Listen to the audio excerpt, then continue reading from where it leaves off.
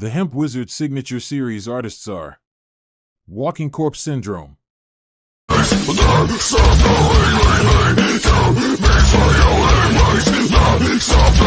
So High,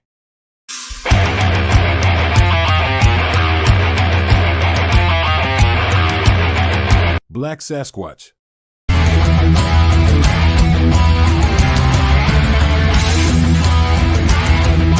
Fester,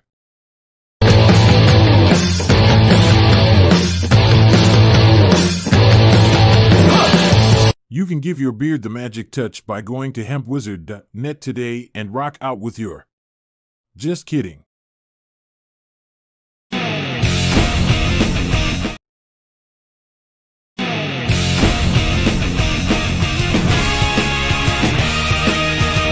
Welcome to the Hard Rock Sports Studios and another edition of the weekly video recap.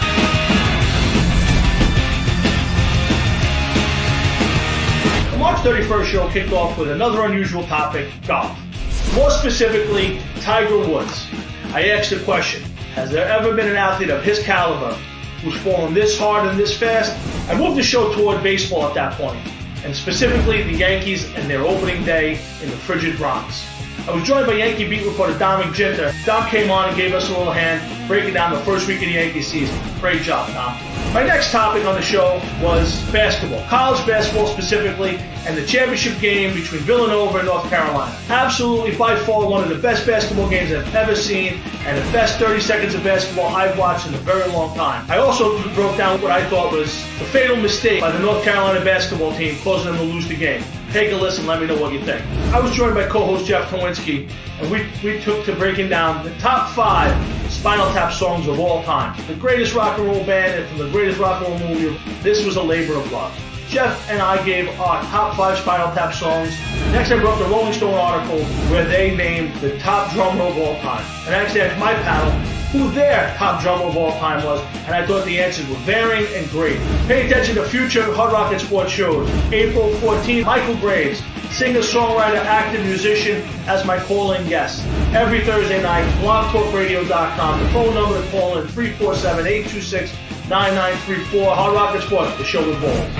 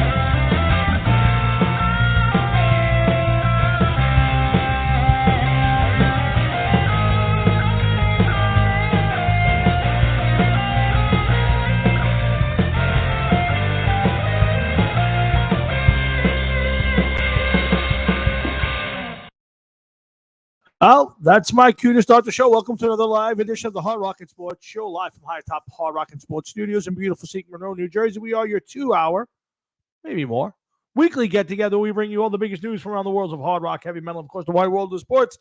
And guys, sorry for the technical glitch. I don't know what happened. My computer completely locked up. Had to restart the whole thing. So thank you for being patient. And glad to have you guys here with us on Thursday night, January the 11th, in the year of our good Lord, 2021. 21. Wow, 24. Hope you guys have had a great week. I have had a decent week, and the weather was nice and warm, and it's going to be not that next week. So buckle up, buttercups. It's winter's coming, and we ain't got to do nothing about it. So sit back and relax. We got a lot to talk about. And if you think you had a bad week, well, you should have been an NFL head coach, because boy, oh boy, most of those guys had a really rough week.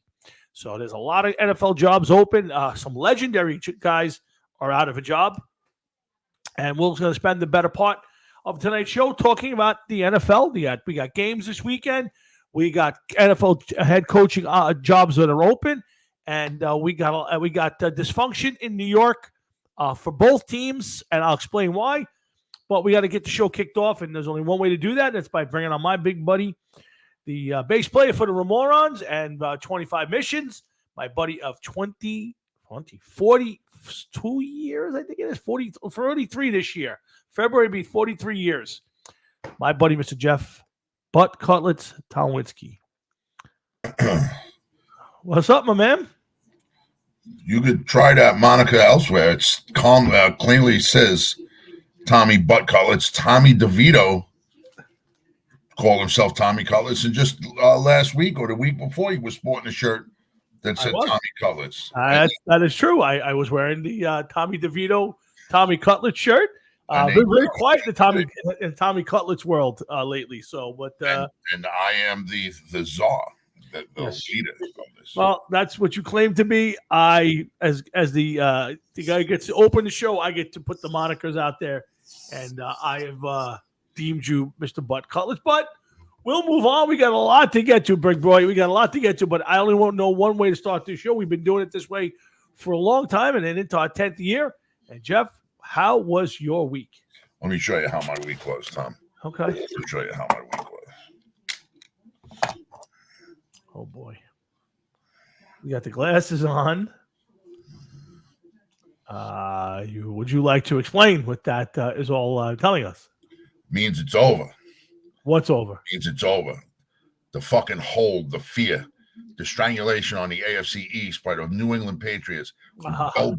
Bella Dick and fucking Tom, I'm a homosexual Brady. All right? The decades of fear are over. It is a new division, open for everyone to take a shot at it. I would agree, but I think that's been long gone at this point. I mean, doesn't matter. As long as he was in the division, anything could have happened. That is true. I won't argue that point, but I think clearly the Buffalo Bills have been the best team in that division for a few years now. Doesn't matter who the best team was. It can't ever happen again. It will never happen again. The tyranny, the cheating, the scandals that were brought on by the New England Patriots. There we go. All right. So, well, let's give you. Are you done? Because I got other stuff. First off, I got to ask the question. I don't know if you want to remove the shades for this or if it kind of fits, but we see there's a new addition to the Talwinski household. That is right. Now, can you explain all of that? We saw it as a foster, and then all of a sudden, you have a new guest in your house. Yeah, well, she kind of lives here now. She's not a guest. Okay, that's one thing. Second of all, my wife wanted a cat. I broke down. She found a cat. The cat hasn't been doing anything silly that I would expect from a 7-month-old kitten. So we are going to take the cat. But there is a little problems with the names. Okay. Well, what is the cat's name? Well, the cat's name is Linda. The cat came here with the name Linda. Oh, okay. Linda. So, it's an interesting cat name. I hear you. Well, it was named by one woman, not older, but middle-aged to older woman that was probably looked like she lived alone. Okay. A cat rescuing her life, kind of like a certain person we talk about. Yes. So anyway, the cat was named Linda from birth, and we were like, I don't know if it's Linda. So I said to my wife, I said, you found it at Christmas time. I says, call the cat Holly. Right? So Yeah, I said, okay, Holly. So now my wife is now reneged and is calling the cat Linda. But I am not calling the cat Linda. I have a different name for the cat. Okay, can you enlighten us? So how does a cat get to know its name if you're calling it one name and your wife's calling it a different name? Somebody will win this cruel game. And it is cruel. It is cruel. I have to be honest with you. But okay, if that's how you guys want to roll, it's your house. You guys. It's really not how we all want to roll here. It was forced upon some of us. Yes. Okay. I understand completely. At this point in time, I'm just calling it Cat. Cat. Okay. Cat. Not Catherine, Kathy, Kathleen. Cat. It's a cat. I named it Cat. Well, I call my dog Terrier, the Terrier. That's true. At times. Tell my wife, I said, we got to walk the Terrier or you got to take the Terrier out. And she knows what I'm talking about. So when I say the cat, she'll know who it is. We have a fish. You know what his name is? Fish. Well, my wife calls it Wilbur. Okay. I just call it straight up fish. It's a fish. Yeah, it's interesting. Interesting to have a pet in your house. I see. It's not a lot of time spent on. Well, no, there actually is, but I was never allowed to ever name one. Well, I can see why. But I also have a new name for my wife too. Wife. There you go. See, folks, see what you miss if you skim right by us. If you skim right by us, this is the intellectual fun fare that you would miss if you just skim right by the show. It's not so much intellectual. It's sometimes, you have to do what one has to do. I understand. And the cat may or may not be up this way. I mean, last night we were asleep, and I felt something jump up on the bed, and there was a cat in bed with us. And wow, so you got the cat and the dog. You got the cat and the dog in the bed. Yeah. The dog has her position up top. Right. The cat didn't come too far up top, but like the dog is on the bed now. That's her spot. Yes, I know she's regularly in the rear view of the show when we're doing it on Thursday night. So can you see, like, I think you can see some of the pillows there. Yes, I see the pillows. Yes, I know you kind of use them as bumpers. Understood. So listen, we got a lot to talk about tonight. We got the big show. Go ahead. One other thing about the cat, it only has one eye. Yes, we did see that. You do like the sight challenged cat animals. No. Wife. Wife. Okay. Well, I give her credit. Not everybody would be as patient as you and your wife are. It's hard enough to take care of Basil, who was already in the house when she lost sight. To bring in an animal who, realistically could lose another eye and, be also blind is quite admirable of you guys, and I think that's something to be proud of. So good for you guys. Not everybody would make that effort, and I think it's truly admirable. Well, just if everybody was listening could do me a favor, if you see my wife, don't tell them about your blind grandmother, please. No, Dig. Happy birthday again, my brother. Happy birthday, Pete. And certainly wish your wife a happy birthday today. I know today is her birthday. It's the whole week is like dominated in the D'Agostino family between Kathy's birthday the other day and Pete yesterday, and then his wife today. It's a lot of birthdays. That's nice because you can have one great big party, but there's no celebration to make your day. Well, you wouldn't. I know you wouldn't like that. I know you wouldn't like that. No, fuck that. Yeah, I know you like the standalone Jeff birthday. Nobody else around that you want the big kahuna. And actually, I got some news this week too. Okay, go ahead. My wife is going to travel to California to go visit her daughter again. Oh, really? When's that happening? It doesn't matter. It just means that I'm getting something. Oh boy, it means that she's got to have to take the credit cards and all that stuff with her. Something's going to happen. Oh boy, yeah. A drunken Jeff will be making purchases on Sweetwater. Well, no, I'm past that now. You're past the Sweetwater. What are we on? Craigslist? Well, it depends on what. Again, we don't want to know your Habits. I did find this beautiful website called Forerunner Lifestyle. Oh, Yeah, we happens to sell a lot of parts for Toyota Forerunners. I understand. We've already done what? The wheels. We've done wheels and running boards, right? Well, I already have running boards and new rims. That's what I'm saying. So you've already done that to the truck. What would Yeah. what would be unofficially a part you'd like to add to your truck? A lift kit. Yeah, Pete, I can get that. Yes. When old ladies cross the street and they see me coming, I want them to fear. Yeah, well, they think they already do, but that's a whole different story. Boy. Oh, guys, we got a lot of NFL stuff to get to. We got some baseball stuff to get to a little bit. We'll talk about Alex Lifeson and his arthritis. But it may be a Rush reunion of sorts. I don't know if you call it a reunion, but a reboot of Rush. Again, a lot of open jobs in the NFL. We got playoffs this weekend. We had a little bit of dysfunction in the Giant and Jet world. We'll talk about that. And I want to talk about kicking and streaming. That's right. Your local sports may be coming to streaming services near you. So sit back and relax. Me and Jeff are going to get to it. We're going to bring my dad right on. It's already 20 minutes into the show. So I want to get my pops on, see what he's got to talk about. And then we'll get back. We'll come right back with some talk of the NFL. So let's see. Let's get my dad on. Up, Pop. Hi, guys. Hi, Jeff. Hi, Tommy. What's up, Adam? What's going on, Pop? No, nothing. I'm just, like you said, with the football coming up this weekend. And I see they did the Kansas City game is going to be on. We one of those. You got Peacock, yes. Yeah. And this is, I did.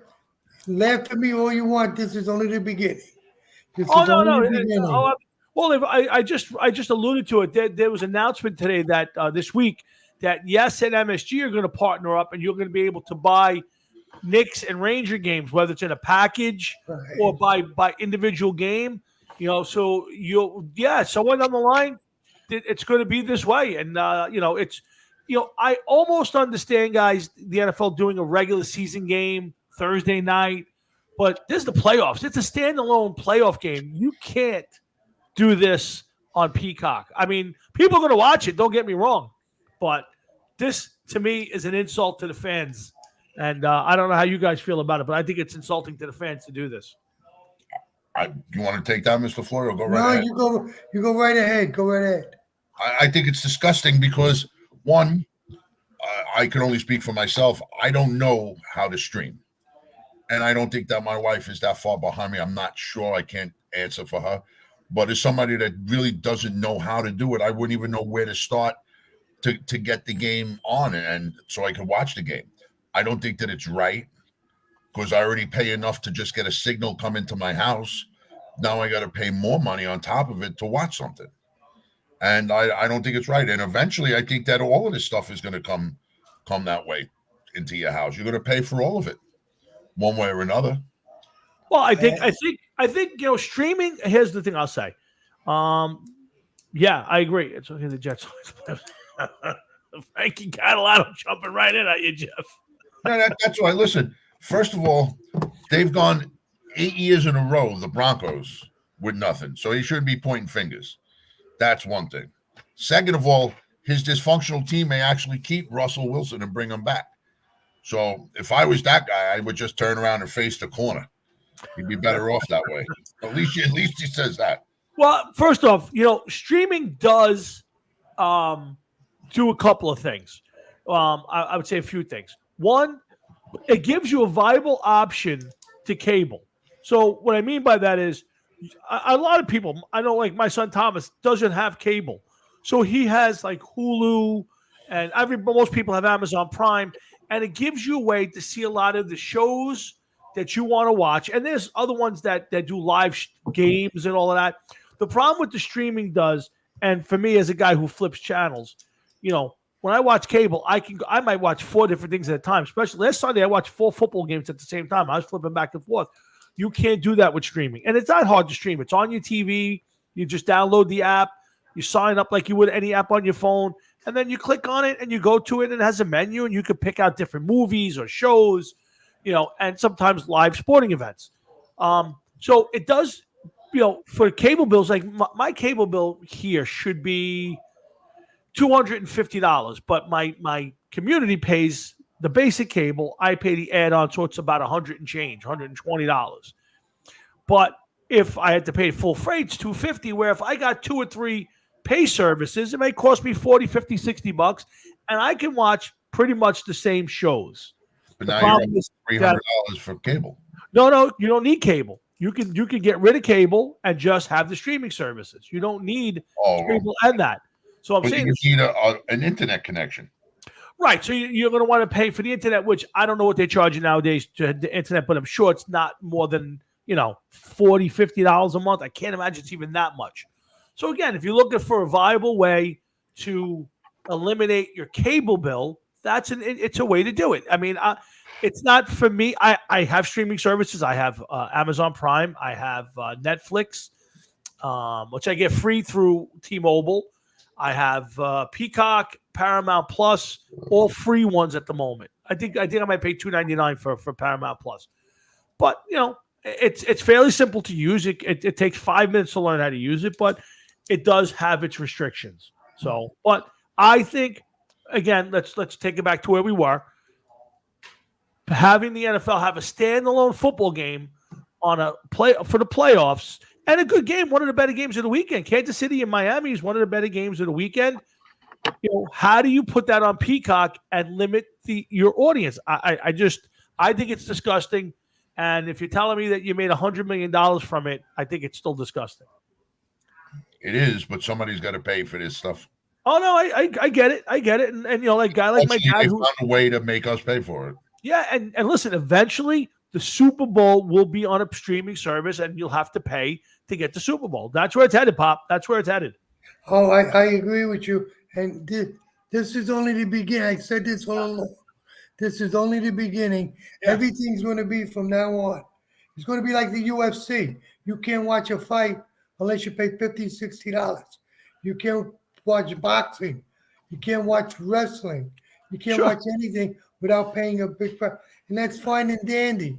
But a lot of older people, and I include myself in that too, it's very expensive. Yes. And it also very hard to do. Like you said, you have to be able to switch back and forth. A lot of people can't do it. I know I can't do it. No, you again, I think most people could do it. It's just it's like anything else. 5 years ago, 10 years ago, if I told you you're going to get on the internet, you'd have said, "You're out of your mind. I'm not on my computers." Now you're whipping around the internet. You have your websites. You print. You do. It's just something that you do, and it gets to become muscle memory. It's not that difficult, but it can be a pain in the butt sometimes. And again, if I know you're like me, you're watching a ball game, but you got a TV show you're keeping a track of.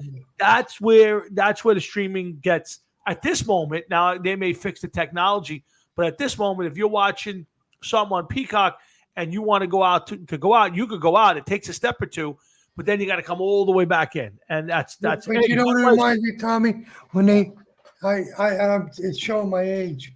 When they first started cable, even before they started cable, okay, they were advertising it all over, and the big deal was anything on that. If you had MSG in your package, anything at MSG at the Madison Square Garden, you were going to get, whether it was a concert, whether it was a hockey game. It was going to be like closed circuit TV. Right. You could see everything about it.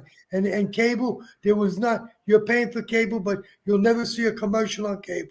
Holy moly, what happened? Well, because they figured out that they can charge for commercials. People did it. Nobody really said, well. And then think about it this way. Here's the second part. I hope they offer you an NFL team to pay instead of. Yeah, I think, Frankie, that's what's going to happen is you'll be able to spend the money if you want to buy the entire package and watch any game, and then you'll also have. I think you'll also have the ability to buy a package just for your team and watch just that game. So I think that's coming. But even worse. That'll be of course. Oh, I agree with you. If you're whatever team that you're rooting for. Does that mean that you're only going to get games that team plays in? Yes, eventually. In Frank's case, he would get just the Denver Broncos, which is torture enough. They've sucked for the last 8 years or so. Sorry, Frank. And you can't even flip around and see another game. I think that's where it's headed. Yes, it might not be for 20 years. It might not be for 10 years. But at some point, yeah, they're going to figure out that the best way to think about it. So right now, you want to watch a game, you'll get whatever shows up each week, and you get it on free cable TV.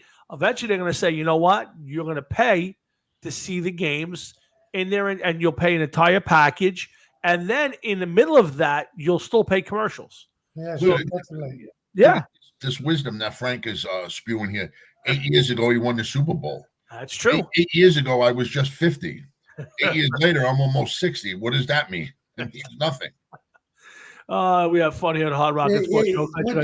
With this, basically saying MSG right now will sell a app, whatever you want to call it, and in that app will be you'll pay for it. You'll get the Yankees, the Rangers, the Knicks, Yes, and the Nets. yeah. So you'll pay them Okay. either. I think, and I haven't seen the whole thing yet. But eventually what's going to happen, there'll be one streaming service that has all your local baseball games. Now, there'll still be games on TBS. There'll still be games on Fox. There'll still be games on ESPN. But the local games that aren't covered nationally will be on this streaming service, and you'll be able to pay a certain fee. Now, I was listening to the Fan this week, and they said that there'll be a place where you can go in. Let's say you don't want to buy the entire Nick package, $300 for the year, right? So you're not buying that. But there's 3 or 4 games you want to watch. You'll be able to go in there and buy just that game and watch just that game. I'm not telling you it's not, but that's where it's headed. Well, and here's the problem, and I'll give a little bit to the theory of this is, the Rangers can't get on Comcast because Comcast wants to charge them an exorbitant fee, and they don't want to pay it. So right now, I can't get Rangers at Knick games unless I had an app to do it. So they're saying, screw the cable companies. We'll offer you this stuff. Right. So think about that. You're paying $200 $200 a month for this service, for your cable, right? So let's say at the end of the year, roughly you're spending $2,500 for cable, and you're not getting the Knicks. Now you could say, you know what, cable, cut out my sports package, save me $50, $60, $70, $80 a month, and I'm going to go and buy this app for my TV, and I'll watch my Knick games and Ranger games and my Yankee You games. already have that app, Tom. It's called the NFL Network. And if you're not buying that, what are you going to do? It's the same thing. You're going to buy some other app, other way to stream it. It's unbelievable. No, so you're at the NFL Network. Yeah. But again, even on the NFL Network, you have to pay for NFL. I think it's the Here's plus. the problem. Cable is not what it once was, as we all know. Sure. Okay. And it's gotten to the point where cable is not outgrown itself. What's the word? It's antiquated. Sure. Nobody wants to use it. It's the hip thing is now to stream all of these different things. Right. So like you're saying you're going to get all of these different streaming services, and it just makes sense for sports. It's disgusting. Yeah. That you have to pay to get TV. But here's the thing. So at the end of the day, the more options you have, the cheaper everything gets. We'll go back to the same thing we talk about the kids. Each one of those is going to be somewhat better than the other. You would agree, correct? Sure, absolutely. All right. So the ones that aren't as good, so brand A isn't as good as brand B. Yep. But brand B is not even nearly as good as brand D. Yeah. So all people are going to flock to brand D. So now brand D could say, once they put brand A out of business and brand B out of business, now they could say, well, we're not going to charge $15 a month no more. Now I'm going to charge $25 a month because we have less competition. Just like when cell phones came out. Sure. All the different carriers there were. Now it's just Verizon and T-Mobile, it seems. The only ones that really count. And it's going to be the same way. It's going to monopolize, and you'll be forced to get one service because it'll be head and shoulders better than the rest, and you're going to get stuck paying the price if you want to watch football games. Whether it's football, hockey, basketball, baseball, fighting, wrestling, it doesn't matter. And then we're going to be paying out the ass for an app, and you're gonna be like, I only watch one game out of it anyway. It sucks. Anything's possible at this point. I always just say competition, capitalism is the best way to go. I think the problem for cable right now is their monopoly. Unless you're going to get, now the streaming services are popping up, but it's still a work in progress. But unless you're going to get satellite TV, and there's tons of problems with that, you're kind of stuck with cable and whatever they want to charge you. Think about it. They're charging you that $200-something a month. They take things away from you, and you don't save any money. It's ridiculous. I pay $232 a month, I think, for cable, right? Every so often I notice a channel like it doesn't seem right, and I ask my wife what happened, and she'll call up and be like, "Oh, your package expired." What does that mean? Well, you lost this, and this. Yes. And we could help you, and we could lower your bill a little bit, but you have to take on all of these different things, and then by the time they're done, you pay more. It's even more than it was before. And I'm like, what happened? Yeah. Well, we have 35 movie channels that don't show no movies. Yeah. But they're all part of HBO, and I don't even know where they are. I can't find them. And our bill went up more because they added extra channels. And I'm like, well, what about the channels that I don't watch? I don't need Field and Stream channel. Yep. Well, they make that part of basic cable, so it's stuck in your packet. I get it. Listen, I don't know if there's a right or wrong answer. Where a culture, I love to watch TV. I watch a ton. I watch a lot of sports, as my dad does. And you're used to turning on, and Channel 11's got a game, or Channel 5's got a game, or whatever it is, and you watch it. But at some point, I don't know when, but at some point, we will have to buy packages, whether it's the entire package for X amount of dollars, or you're buying specific teams, or maybe they'll break it down to certain divisions. I don't know how they're going to do it, but eventually, yeah. And I will guarantee you, at some point, the Super Bowl will be a pay-per-view event. It's the most natural thing in the world. Think about it. It's the biggest sporting event of all time. Imagine if you tell people, okay, you want to watch Super Bowl, you got to pay for it, and people will complain. People will complain, but people will watch the Super Bowl. And I'll get my money. Yeah, I got it. But you know what will happen, Dad? I'll get it. You'll come over, watch the game. 3 other people come. But eventually, it'll get to the point where it's, $15, and you'll say, for $15, I'll watch the game. My team's playing. But it's only the beginning. Everything has the beginning. Oh, absolutely. 100%. 100%. Who knows where it's going, but see. All right, I'm going to let you go. Finish up what you got to do. Jeff, your dog looks beautiful. Thank you. Put it back on the bed now. Put him on the bed. All right, Tommy, I'll see you over the weekend. I'll be there tomorrow. Yes, thank you. Yep. Not a problem, man. Appreciate it. Thanks, Pop. Not a problem. I'll call you in the morning. Over the weekend. Take care, guys. All right, that's my daddy. Checks in with us every weekend. Adam Hines, you're correct. It's going to be an a la carte thing, which again, to a certain extent, is okay. If I could say, I got Jeff. I must have 400 legitimate channels, right? Like I don't know how many exactly, but I will tell you, I probably watch 20 of them regularly. So then, let me ask you something before you go any further with the breakdown of what you got. Why is it okay? How is it okay? Okay, we pay for radio. Okay, right. Okay, so whether you have Sirius, Apple, Amazon, Spotify, whatever it is, it's basically radio. Yep, sure. But you don't want to pay or listen to commercials. And that's fine. There's nothing wrong with that. But I always used to say, well, I'm not paying for radio, but I do. I pay for 2 of those subscriptions. So right. that's $20 a month for me to get those subscriptions. Okay, right. It is what it is. Now cable used to have a regular TV with an antenna and used to be able to get channels, and then all of a sudden that stopped. Now you got to get cable to get a signal and everything else. Mm-hmm. And what cable's going to do is eventually, as people start to drop cable and cable feels the pinch, they're just going to boost up your internet. Say, well, now you need this kind of modem instead of that kind of modem. Mm-hmm. Now you'll end up glowing in the dark in 6 months because your fucking modem will be like, huge in your house, spewing rays all day long. And you get radiated from it, but you'll be able to get, like yak racing from Tibet or something stupid, because that's what's going to happen. Yeah. And everybody, as things happen, and Frank, it makes sense, right? Somebody is always, they're not going to lose their money. They're not going to do it. They're going to keep their money. They're going to end up becoming one conglomerate. And it's going to be like, yeah, they're all connected to this one thing. And there's no competition. And it sucks. It sucks for the fan. Frank, you just mentioned that you let your friend stream it because they like the Yankees. Now, how much does that suck? Here's somebody, a family man, probably his kids want to watch the Yankees, and he can't do it unless he has somebody else is nice enough to let them use their subscription so that their kids could watch the Yankees.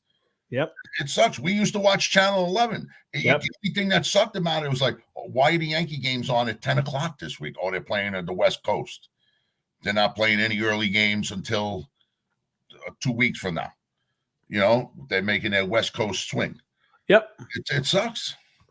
Yeah. Oh, listen, it's the future. I mean, when you start inventing things and people can capitalize on them, that's what's happening. So right now, you know, for the next few years, I don't think you'll see too much changing. You'll lose a game here, you lose a game there. But yeah, I do believe that at some point, they will figure out how to make it where you'll get a few free games a week.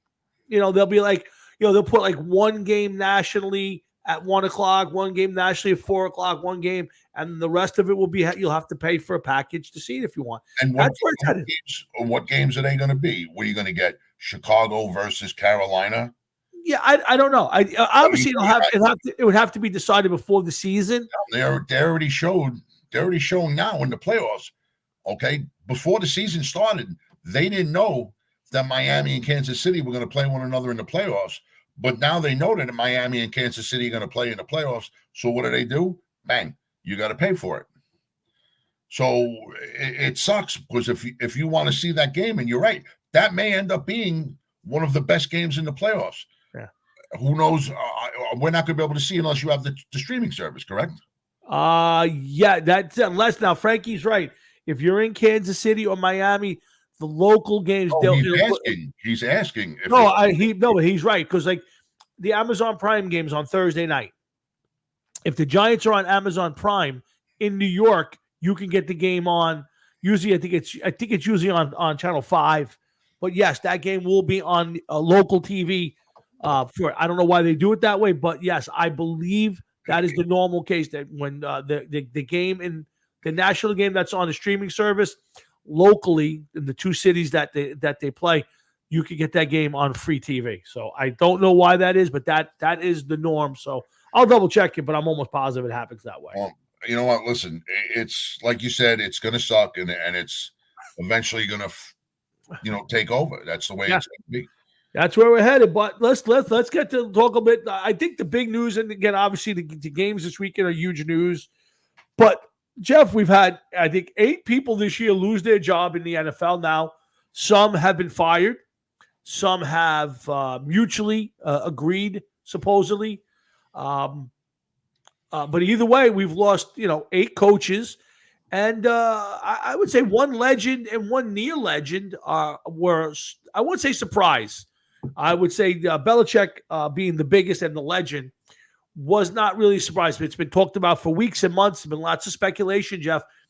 I know you started to show off with your glasses on and you were thrilled that Belichick's gone. But, what did surprise me is that he did give an interview or a press conference. And in that press conference, he did say that if ownership wanted him to stay, but wanted him for them to bring on a general manager or a president or somebody to pick players, he would be open to it. Now, him and Kraft met all week, and they came out with basically them mutually parting ways. What do you think, that Bill wanted to stay and Kraft basically said no, and they did it, but he didn't want to fire him and ruin his legacy? I don't know. I never liked the way Belichick did things. So I wouldn't surprise me if he just threw that out in the wind to make himself look better, to be honest with you. Okay, sure. I don't like the way, from the day that he resigned as Jet head coach, I just don't like the way he handles himself. I don't like the way he carries himself. And he knows that he's a good coach. He knows that he's had a lot of success in the league. Everybody knows it. Mhm. You're 71 years old. Yep. You know, how much longer is he going to go anyway? Okay. Well- maybe this is before you know, this could have been set up between the two of them. Maybe he never coaches again. We don't know. You know? Yeah, absolutely. So time will tell. But I mean, already there's rumors that he may be going to Atlanta. Hold on 1 second. It's 667 667 106. 106. Sorry, gotta get rid of the code. So I can't see, like, all right, you weren't able to resurrect New England. You're going to go to Atlanta and waste your time in Atlanta? No, see, I think for Belichick, I think the thing is the only real spot I could see him going to and turning around quick would be to go to the Chargers. They have they already have the quarterback there, and they have the a pretty decent defense. I think anywhere else would be, a reclamation project, whether it, if he went to Washington and they drafted a quarterback, or he may try to make something out of Sam Howell, or, some of the other teams. I think the one spot that I can really see Belichick doing that would be in with the Chargers. So I don't know. I think it's interesting. I mean, Pete Carroll has been moved upstairs out of the front out of that spot. A little surprising, but not, if you think about it, not too surprising. Pete But- Carroll, Nick Saban, and Belichick, all their careers all intersected with one another one way or another throughout the years. And now all three of them in like a 24-hour period are done in their positions. Yeah, well, I mean, listen, we'll get to Saban in a minute, but I do believe that Belichick will coach next year. I do. I think he's still a good I coach. think he will too. Where he goes, the only rumor that I heard was Atlanta. That's the only one that I heard. Who knows what's going to happen? Yeah, I have a hard time with that one because, again, I don't know what he'll be offered and what he'll take. Who knows? I think the best spot for him is the Chargers, obviously, but that doesn't mean that he'll get that job. Listen, there's also, there's a pretty good indication and a reality that Jim Harbaugh may make his presence known, and he'll have, probably because he's younger, just coming off a national championship, and has had NFL success going to a Super Bowl. I think there's a good chance that he may be in the mix for a bunch of these jobs. So, there's a lot of spots open. Let's see, you got the Redskin job, you got obviously the Patriot job, the Titan job, Falcons, Chargers. Who am I missing? Seattle, Carolina. There are 7 or 8 spots. Did I write them down? I thought I wrote them down. Okay, open jobs: Chargers, Falcons, Raiders, Carolina, Patriots, Seattle, Titans, and the Redskins. So I don't know what jobs out there that you would. They're saying if the Cowboys. Okay, and I was going to get to that later, but yes, I would tell you that there's also, if the Eagles or the Cowboys were to get bounced out of the playoffs early, there was a lot of indication that there could be changes at both of those spots. Now, the Philly one really surprises me because they're coming off a Super Bowl appearance, but a very disappointing year. Even though they won, I think, 11 games, it was a bit of a disappointing season. So there is the rumor that if Philly loses early, and anything's a possibility, although I can't see them losing to Tampa, but we'll get to that. There's a chance that you can have 2 more head coaching spots open, Jeff. So, but looking at that right now, all these teams obviously are bad teams. What is the most enviable job? Which is the job most people would want? Is it the charging job because of the quarterback? Honestly, yeah. If I was a head coach, yeah, and I didn't have a job in this league, yeah, I don't see any of them that stand out above the rest. Let's look at it this way: Carolina. I don't know if anybody really wants to go to Carolina. Yeah, it's a tough one. Okay, that's a tough one. So you could scratch that one off the list. Yep. Let's go next to the Raiders. Okay, the Raiders are more of a tourist destination than a home stadium, don't you feel? Yes. Okay, so do they even have a home crowd? Is anybody going to really have a home base as Raider fans in Las Vegas. I personally know they're drawing people, but I don't think that it's going to be enough to sustain somebody. I wouldn't want them. I wouldn't want to have them as the 12th man. I would say that that's the next least enviable position. Okay. Atlanta needs a quarterback. New England, I mean, you want to talk about they ran it to the ground in New England. Were they 4-13 or whatever they were? Yeah. That can't be that enviable of a position. And you know that they ain't looking to win anything there in 2 to 3 seasons, I feel. I agree. So Atlanta, they have some work ahead of them. They don't have a clear-cut choice at quarterback. Seattle may be a decent place to go. You do have Geno Smith. His numbers went down a little bit, but everybody was expecting that. Mm-hmm. You know, you can't be in the league for 11 years, 12 years, however long he's been in the league, all of a sudden light up the world and think that this is the new trend that you're going to, you know, you finally found your way and found yourself in the NFL when you've been there for how many years. But I would think that Seattle is always on the fringe of the playoffs for the last 10 years or so, it seems. You know, that one may be enviable. Las Vegas, or no, not Las Vegas, Los Angeles, the Chargers. Are they really an enviable position to go to? They've had Justin Herbert for 3-4 seasons now. What has he got to the playoffs once?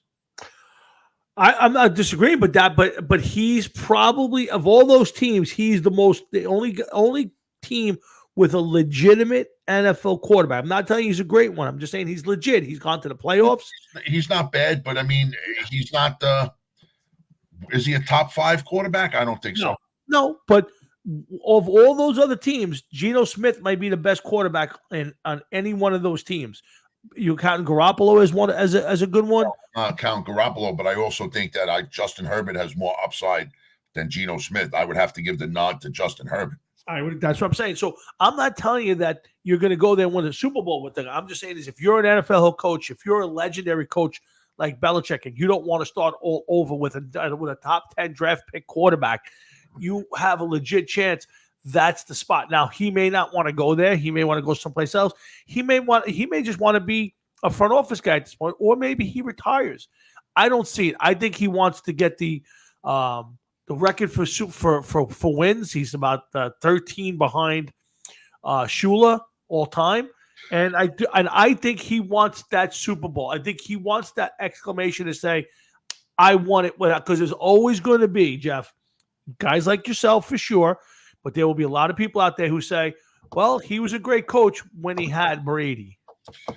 Yeah, but you want to know something, Tom? I hear what you're saying, but Brady's been gone from there. He's retired for a year. He's been gone from the Patriots for how many years?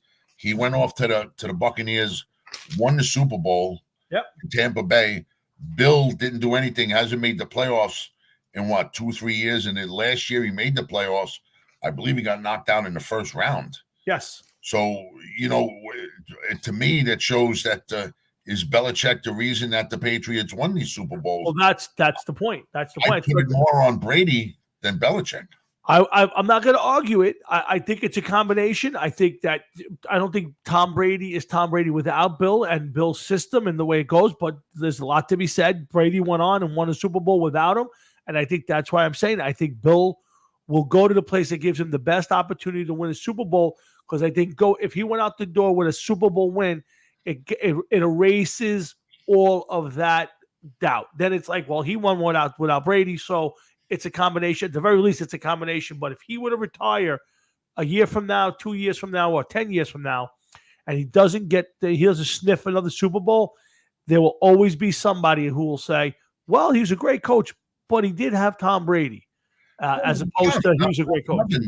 It's the truth. Yeah. He's already proved that. It's already proven he did have Tom Brady, and he's 71 years old. How much longer is he going to want to stay in this league for and try to chase this trophy? Don't know the answer. Right. You haven't won come close since Brady left. Again, I agree. Stay. I agree. I guess that's completely up to him and up to the league. And I don't think at this point that he's shown that he can't coach in this league. Now, I think he can't pick players anymore. It's been proven. he has not done a good job the last few years of picking players and putting together a good roster. So I'd have to say, that end of it may have passed Bill by. But I still think Bill Belichick is a good coach, and I think he still can coach. And, somebody is going to give him a job. Now, the question is it the job that he wants? Will he accept, if nobody gives him a job, will he accept the worst job? To me, the worst job in that move is probably the Panthers. I like to say the Redskins, but that's still a high-profile spot. They got a tremendous history. It is still the Redskins. I think the worst job in that lot is the Carolina Panthers. Would you agree, or is it the Falcons? No, I would say that the Panthers. Right. I forget the list, but I would say Panthers, Raiders, and then from there move it on up. I agree with you about the Redskins. You have different ownership. You have a high-profile team. Yep. High-profile area, an NFC East. There's a lot going on in the NFC East. Sure. Why would you want to be in that division? Yeah. So to me, Right now, the NFC East, though, is not the division it was 30 years ago. No, of course not. But again, there's still competitive teams there obviously with the Cowboys and the Eagles, and he's familiar with it. He gets to stay on the East Coast. In the Northeast, he spent his whole career basically on the East Coast, other than a couple of years in Cleveland. So to me, listen, I think there's a lot of ways you can go. The question's going to be for Bill. If the one job he gets offered is Carolina, is he that hyped to stay, and will he take that job, or is it only he's going to stay if he gets the job he wants? And again, I think he has his pick. I've already heard that I believe the Chargers and the Falcons have both reached out to him already. So that's what I've told. Yep. So we'll see. Pete Carroll, I don't think he'll get another head coaching job, to be honest with you. Pete Carroll? Yeah, I don't think so. He's 72 years old. He hasn't had a lot of success lately. I would be kind of shocked if he got another spot. The guys, Belichick is one season away from being the next Pete Carroll because he's 71. He hasn't done much in the last couple of years in his present job. And, maybe the magic is gone. I mean, yes, you can't compare him and Pete Carroll on a total overall career, trajectory there. Yeah. It's apples and oranges, but it is what it is. Yep. No, it's going to be an interesting offseason. And around the NFL, there's a lot of jobs available. Could be a couple of more. Could be 10 jobs available for a 32-team league. That's a lot of coaching spots. Obviously the trend nowadays is for the younger guy, find that magical 30-something-year-old assistant coach. I don't know. I think first thing they need to find out, and most teams will find out, is Jim Harbaugh coming, and will he take a job in their city? After that, it'll be Bill. It'll be a few of these guys. Vrabel's going to get a job. He got fired, which is surprising to me that Vrabel got fired in Tennessee. He'll have a job someplace.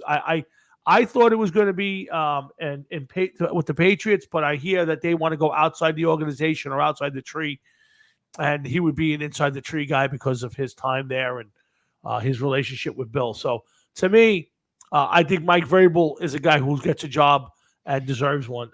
Who knows which one? We'll see. But listen, there's a lot going to happen in the next month or so. We're going to see where Bill winds up. I think Bill stays in the league, Jeff. That's my opinion, and I think the Chargers is the likely landing spot for a guy like that.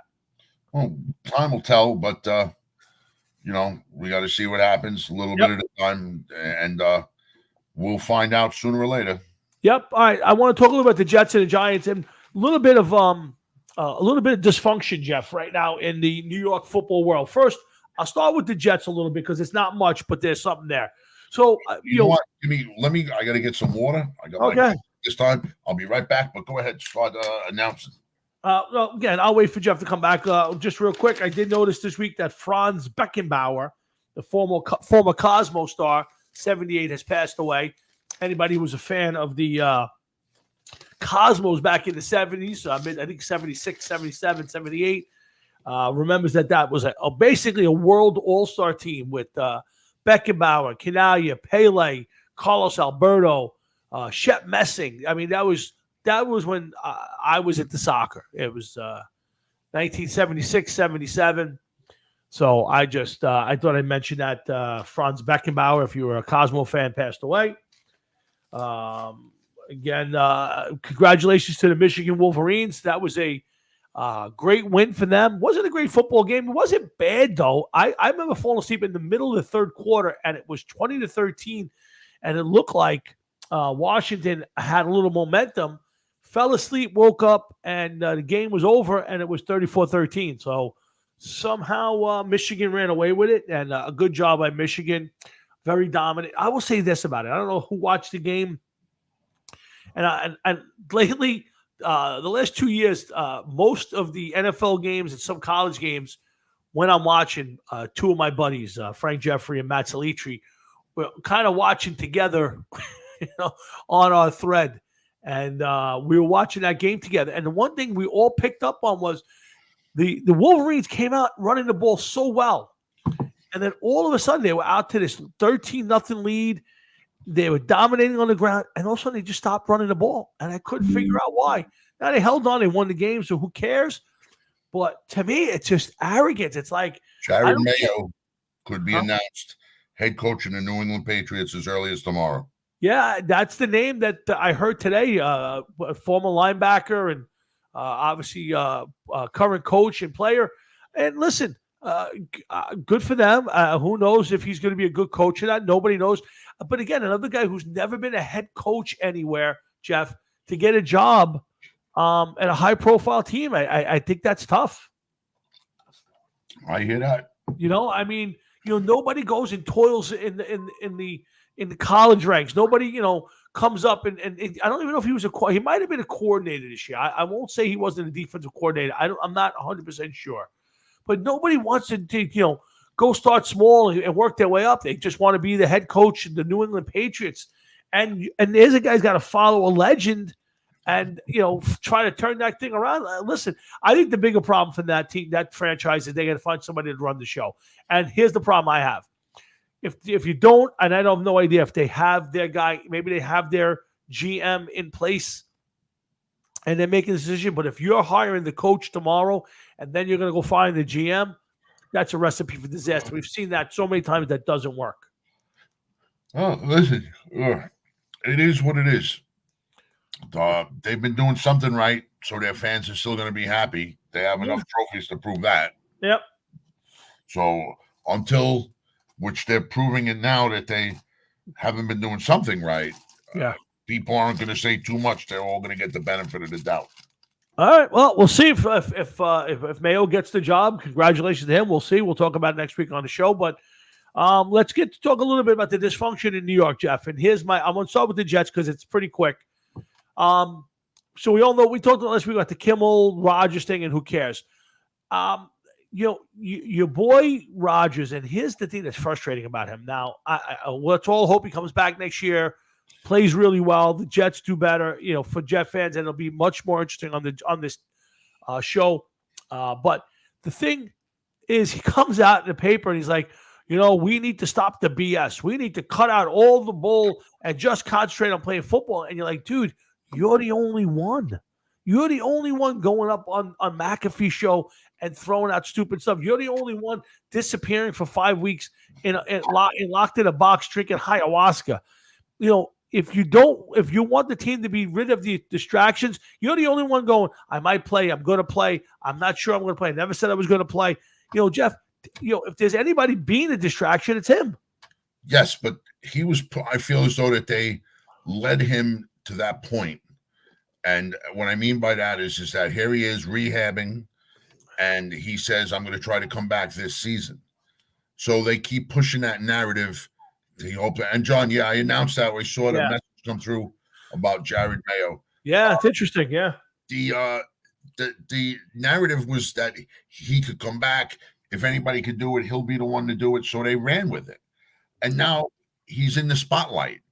But could it have been a planned distraction from what the team was doing? Don't forget, as soon as they signed him, everybody was like, well, that's it. This team's a Super Bowl contender.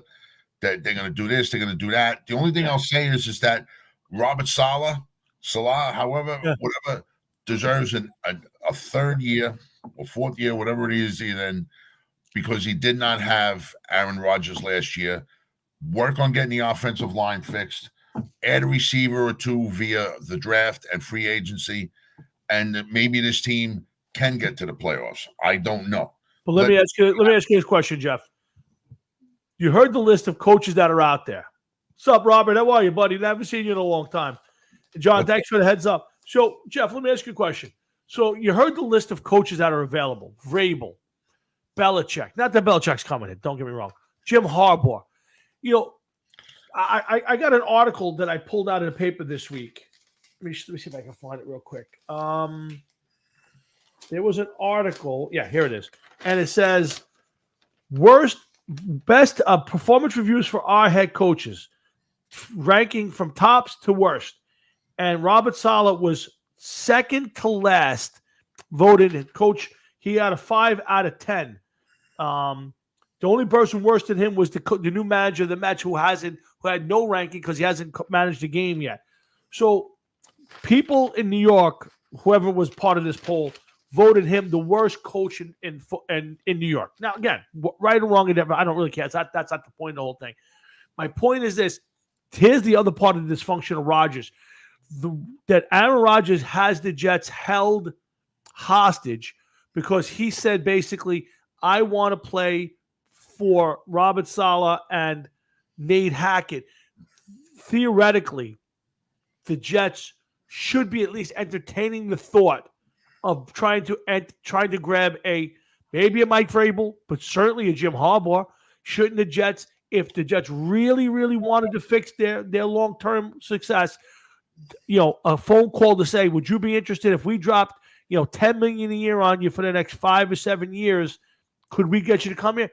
Don't you think that the Jets, because Rodgers is holding them hostage, is a bit dysfunctional? No. Right? No. And the reason why is Jim Harbaugh, every single year is speculation that he's coming to the NFL and he stayed in Michigan. So he hasn't done anything in the NFL. I agree, but now you're not even making the phone call. You're not even asking the question. Hey, Jim, if we dropped $8 million on your desk, are you interested? There's 31 other teams in the NFL that never make that phone call either. Not necessarily. No, I would tell you right now. There's a half a dozen teams that have made the phone call to say, "Are you coming or you're not?" He's hired an NFL agent. They asked him if he's coming, but yet he still hasn't said that he's leaving. No, and again, I'm not telling you that they should make the change. Right now, all they could do is speculate that he's going to leave. And he's going to. Here's why. He just won the thing, and they're about to get bombarded with sanctions that's probably going to keep them from being in a bowl game for the next few years. He's going to leave. Question is, where is he going to go?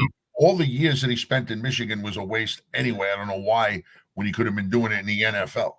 Why he would want to waste his time in the college ranks. I'm not just, well, here's the thing. I say to me, a guy like Harbaugh or anybody, I mean, look at Saban.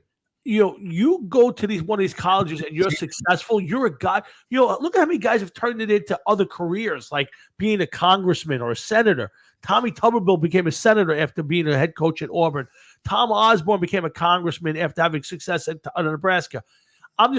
I think if you can get a good job at one of those big schools like Michigan, that is the greatest job in the world. You barely have to coach. You have a ton of assistants who run everything. All you are is a recruiter and a guy who goes out there and gets people to donate money. It's a tit job. I understand, I think it's still no matter what he's making in Michigan, it'll never compare to what he could make in the NFL level. Look, Michigan said they're going to offer him 8 years, 120 something $1 million.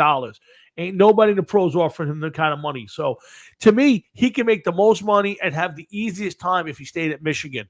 I think for a guy like Harbaugh, it's the fact that he never won the Super Bowl in the NFL. So I think there's that allure to go back and try to do both. It doesn't happen very often. So I think there's a chance that he will try to come back. I think he has almost no choice because of what possibly is coming down the road. I'm just saying is this: if the Jets wanted to make a change, and here's the problem, we both know maybe Saleh does deserve another year, but Joe Douglas doesn't. Joe Douglas does not. 100%. He doesn't. There's a lot of. As a matter of fact, before we get too far off the track, because that's exactly what's been going on. All right, there's a couple things that I found that I wanted to bring up that got me kind of pissed off when I read them. Go ahead. Okay? One of them was headline from the Post. Joe Douglas takes ownership of Jets roster failures with job on the line in 2024. Now, I read the article that was in the Post. You might have seen it in the Post. I did. I see every article. Yeah. Joe, who else are we going to blame? I didn't have anything to do with it. You didn't have anything to do with it. Nope. Nobody else had anything to do with it. You failed us as a general manager and did not get a viable backup. And because you thought that Zach Wilson would learn for sitting there for a year, Zach Wilson could have still learned and been the third quarterback in the room if that's what they wanted to do. Agreed. Yeah, sure, absolutely. Turned around and said, but then again, nobody knew that Aaron Rodgers was going to last 4 downs, and that was it. Mm-hmm. But Joe Douglas did nothing at all to build an offensive line. He did nothing at all to get a viable option at quarterback, right? A second quarterback, and you kept Zach Wilson. And then once Zach Wilson had to be inserted in the game, maybe Zach Wilson plays the remainder of week 1, of course. Maybe Zach Wilson starts week 2, but by week 3, you already have a better quarterback on the roster than you have in Zach Wilson. Now, the best that you did was sign Trevor Siemian, okay, who ended up waiting until the end of the year to start playing because you thought Tim Boyle was better. Right. Okay, you're damn right that he shouldn't even be a general manager in this league, Joe Douglas. You had one decent draft, which was we got Sauce Gardner and Garrett Wilson, and that was it. So of course, yes, it's nice of you to own it. Nobody else should own it. It's got your name written all over it. I agree, but so here's the problem. So let's say you got fed up with Joe Douglas, you would have to fire Saleh with him, and the reason being because you can't make that same mistake again where you're bringing the GM and tell him that you got to keep the coach, and then the coach, let's say Saleh has another terrible year next year. Now you're starting all over again. So if you were going to fire Douglas, Saleh had to go. So I don't know, I don't know if that. Let me ask you this question: if you're Jeff and Woody Johnson calls you up and says, "Hey Jeff, okay, I want to fire Joe Douglas, but if I fire Joe Douglas, I got to fire Robert Saleh," would you say no? You know what? You're going to have to hold Joe Douglas because Saleh deserves to stay, or would you say, all right, well, how would you handle that? I would have no problem with Robert Saleh staying as coach of the New York Jets and ditching Joe Douglas, and I'll tell you a reason why. Okay, Robert Saleh could only coach the players that are there. They did not get him viable players to coach. He did not go out and get the offensive line players. Joe Douglas didn't. I feel as though that Woody stepped in and said that we have to keep Zach Wilson. We're going to keep him at all costs. I would agree with that. We're going to push him as far as we can. I believe that the fault lies once again with Woody and with Joe Douglas. Saleh, I think that his players play for him. I think that his players know what he's up against. And I feel as though that he deserves a shot with as many good pieces in place as possible. But see, here's the problem too. Yeah. Jet fans are stupid. Okay. And they believe everything they read. And one of the other things, I actually, I know that I look at stuff all the time and I try to read stuff right.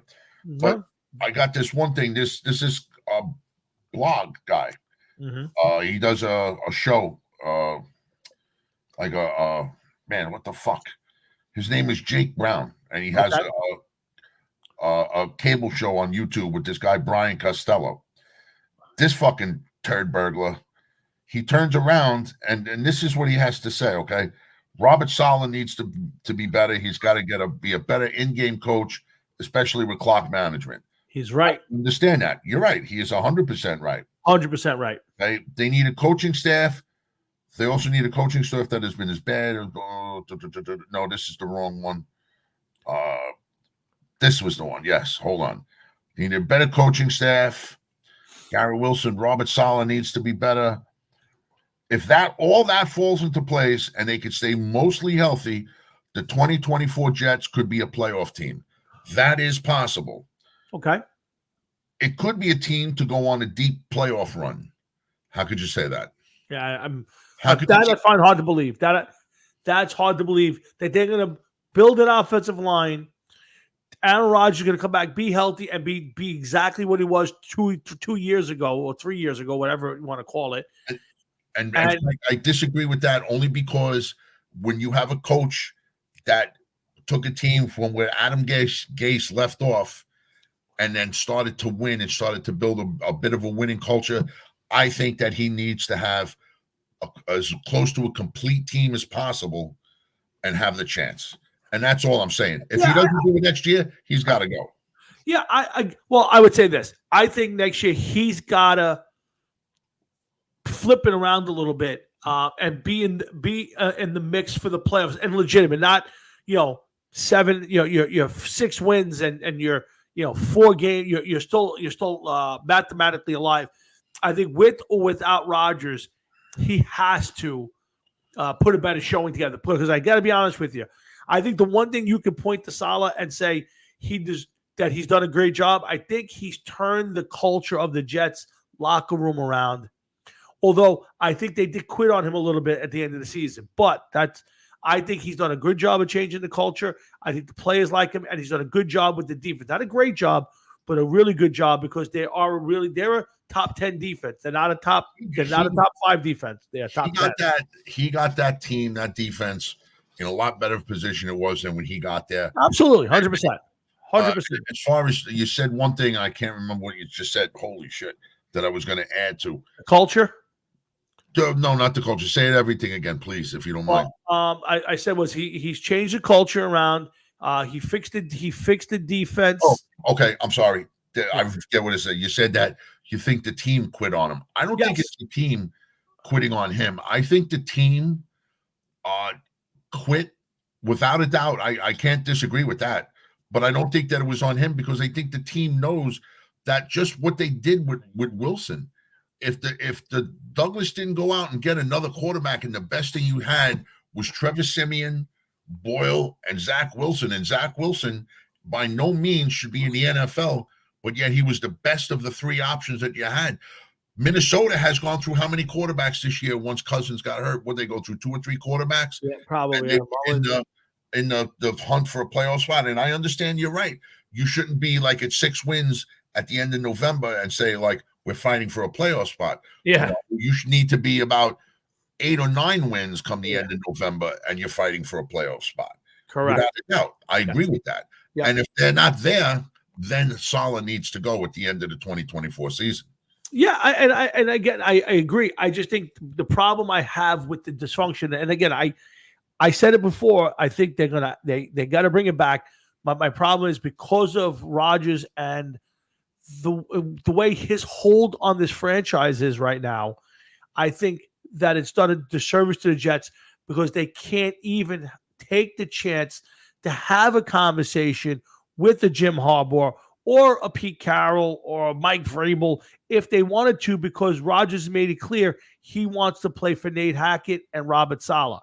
And to me, the Jets cannot fire Joe Douglas and keep that coach. Because we've been down this road before. It's happened and it never works. Why Mike Vrabel? What has Mike Vrabel done with Tennessee? Hey, let me tell you something. Mike Vrabel has won his division a few times. Mike Vrabel has gone to the AFC Championship game twice.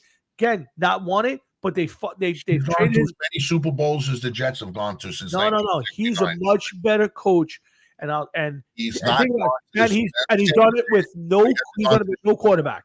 He hasn't gone to the Super Bowl. But doesn't matter. It's not. It doesn't matter, Tom. If that's the case, then you might as well say that. Listen, Robert Saleh got 2 7-wins seasons in a row with bullshit quarterbacking both years. So I mean that means I disagree with you wholeheartedly. Rex Ryan. What'd you think of Rex Ryan? I think Rex Ryan was a terrible coach. Okay, Rex Ryan went to 2 AFC championship games with a rookie quarterback and went to 2 AFC championship games 2 years in a row. You think he's a terrible quarterback? Okay, that's fine. It was two out of whatever it was, 8 years. No, he wasn't there that long. Yes, he was. I No, guarantee he was wasn't at least 8 years. He might have coached in the league head coach in No, the league for 8 years, but he wasn't in the Jets 8 years. We'll look it up. But the Vrabel is a good coach, and he's done more than Saleh. I'm not telling you Mike Vrabel's the best coach. I'm just telling you that if I were the Jets and I had a chance between Mike Vrabel and Robert Saleh, I'd take Mike Vrabel in a heartbeat. And Mike Vrabel has done nothing. The same thing that Robert Saleh has done. He got a couple playoff victories. So what? Again, he's won games. That's what you do. I'm not again, and he did it with Mike Tannehill as his quarterback. A guy who's at best an average quarterback, and he's done. Oh yeah, you're 100% right. He's the best average quarterback. But you know what? They've also shown that average quarterbacks could go out and win the Super Bowl too. Sure, of course. So Mike Vrabel getting his team to the AFC Championship game and evidently not winning the AFC Championship game. Ow. You know, it does. I don't think there's a big difference. There's a big difference between a coach who wins his division 3 or 4 times, makes it to 2 AFC Championship games, and a guy who's basically being questioned by everybody on his X's and O's and hasn't won more than 7 games in 2 years. So, there's a big difference. I'm not telling you Mike Vrabel's the best coach in the league. I'm not trying to say that. I'm saying he's a better coach than Robert Saleh at this moment. Doesn't mean that Saleh might not be a better coach 5 years from now. I'm not saying it's not. I'm saying today. I wouldn't take Mike Vrabel, who just got fired by the Titans. He had 2 subpar years in a row. I would not take Mike Vrabel. All right. Again, I'm just telling you my opinion. All I'm saying is it's not about who they can get. All I'm saying is that because Rodgers has put that edict out there that he will only play for those guys, the Jets can't even have a conversation. Well, you know what? So I think that's the problem. That's all I'm getting at. That's all I'm getting at. Say to him, listen, last time we checked, you're the quarterback. You're not the owner. You're not the front office. I agree. So sit there, shut the fuck up. If you don't like it, go. Don't, Frank, Jeff. That's my point. And Frank, seriously, no, I wouldn't take him. I wouldn't take him just because he went to the playoffs. Doesn't matter. Robert Saleh was on a team that went to the Super Bowl. He was the defensive coordinator. It didn't translate to anything with the Jets. Yeah, I Frankie, I agree with you. If I were given the option, I would take Vrabel over Saleh in a heartbeat. But I understand Jeff's point. As a Jet fan, you want him to have at least a shot. Again, I don't think he's a good X's and O's guy. He hasn't proven to be. That's not necessarily true that he has to have a shot. Okay, evidently they got Robert Saleh, and the guy never coached on the NFL level before. They took Todd Bowles. He never coached in the NFL level before. Eric Mangini before him never coached in the NFL level before. Head coach I'm talking about. Yeah, I got you. But the point being is simply this. You're talking about guys that have, Mike Vrabel, he went to the playoffs, never been in the Super Bowl as a coach. And the whole goal in the NFL is to not say I made it to the playoffs. If that was the case, then every single coach in the league is great because they won the playoffs one way or another. How about you need to win the Super Bowl to become great? You need to win the Super Bowl, be in the Super Bowl to be a good coach, a great coach. Not somebody that, I almost made it. If that's the case, then Rex Ryan is a great coach because he almost made it 2 years in a row. Again, it's not, to me, it's not just about the playoffs. By the way, nice shirt, by the way. Oh, thank you very much. I didn't want to let that one slide, but you moved up a little bit. Nice. Thank you. Again, I don't think it's necessarily just about making the playoffs or just making the Super Bowl. To me, it's about a body of work, and I think that Vrabel's work is fine. But that's not what the point's about. This is not about Mike Vrabel. This is just about the Jets don't have an option to talk to another coach because of Rodgers. I think that's dysfunctional. And I agree with you. Woody or Joe Douglas or Saleh should say, we want you to be here. We're going to talk to whoever we want to talk to, and you're going to play for us next year, or you're not going to play for anybody. And shut up. Right now, you want to fix? I can tell you how to fix the Jets. Very easy. Okay. Woody Johnson needs to hire a football man. Okay. You're the owner. Write the checks. You want to go to the games? Sit in the box. Okay. Don't go on the field. Don't go in the locker room unless you win a trophy. Stay out of it. Don't do anything. Get somebody to run the football team for you. You already showed that you have no idea what the fuck you're doing as the owner of a football team. Okay, stopping short of saying you should be forced to sell the team. which I would love that to happen. Mm. He should just stay away from football operations all he can. I think that it was on his insistence that Zach Wilson played and is still on this team. I think that it's been proven more than once that has ruined the New York Jets and set them back. Okay, the Aaron Rodgers injury happened. Unfortunately, it happened 4 plays into the season. Your plan on Wilson learning went out the fucking window, but you did nothing to help. You didn't build a. Dave Gettleman lost his job. He used to make fun of you every single day because Dave Gettleman did not get a fucking offensive line. Well, it's time for Joe Douglas. Either you get an offensive line or you're gone. You have to go. That's it. Yeah. And it's going to cost other people his job. I just don't think it's fair to pin it all on Robert Saleh when he was not given the players to coach, to change this team. Your number one quarterback goes down, and now you have somebody that wouldn't be a 4th string quarterback on some other teams in the NFL, and that's your best option for the next 16 games? Come on. Listen, like I said, I think Joe Douglas did a terrible job. I echo it. I agree with you. I just don't think you can fire Joe Douglas and keep Robert Saleh unless you knew Saleh was absolutely going to be your coach 3 years from now. I don't think you could do it. I think that is a good. I also wouldn't want Joe Douglas making my picks in the draft coming up, but he will be. It looks like he will be. Well, let me ask you something. Yeah, because I know this could go transition right into the Giants. Okay. Yes. Go ahead. You're Woody Johnson, and you're saying that you don't want Joe Douglas to make picks. Who do you pick? How do you do that? Because then you may risk your general manager saying, you know what, I'm out of here. No. He's going to make the picks. There's no doubt about it. You said you wouldn't want him to make the picks. I want to get rid of him. I want to bring in another general manager to make the picks. That's my point. Yeah. No. So not you're that not saying some kind of football guy coming in. No. You couldn't. I mean, you're talking about bringing a president of football operations in and him overruling the GM. The GM at that point is a figurehead. It's right. And real quick on what Frank said. Frank, I don't think there's been a Jet quarterback that knows how to run the clock since they used a sundial. Okay, that's one thing. But I stand by what I say with Robert Saleh is that you could say whatever you want about him. If he does not have the players because he was not given the players, I can't hang that sign on him yet. I could hang it right now on Joe Douglas, no questions asked, because he did not provide the team with the players they need. Next year at this time, you want to meet next year at this time and have the same conversation? Maybe I talk in a different story, because then I could agree with you if Robert Saleh stays and nothing happens. Then they have to go. And then the Jets they'll guarantee that they're not going to win anything in my lifetime. Let me ask you this. I want to get to the Giants before we get to the NFL games for the weekend. Let me ask you this question. A fully healthy Rodgers, right? Reasonably healthy roster. What does Robert Saleh and the Jets have to do to keep his job? If he wins 10 games and doesn't make the playoffs, is he keeping his job? I think if he wins 10 to 11 games and they were in the playoff hunt until the last week of the season, and maybe they ended up okay, they need help.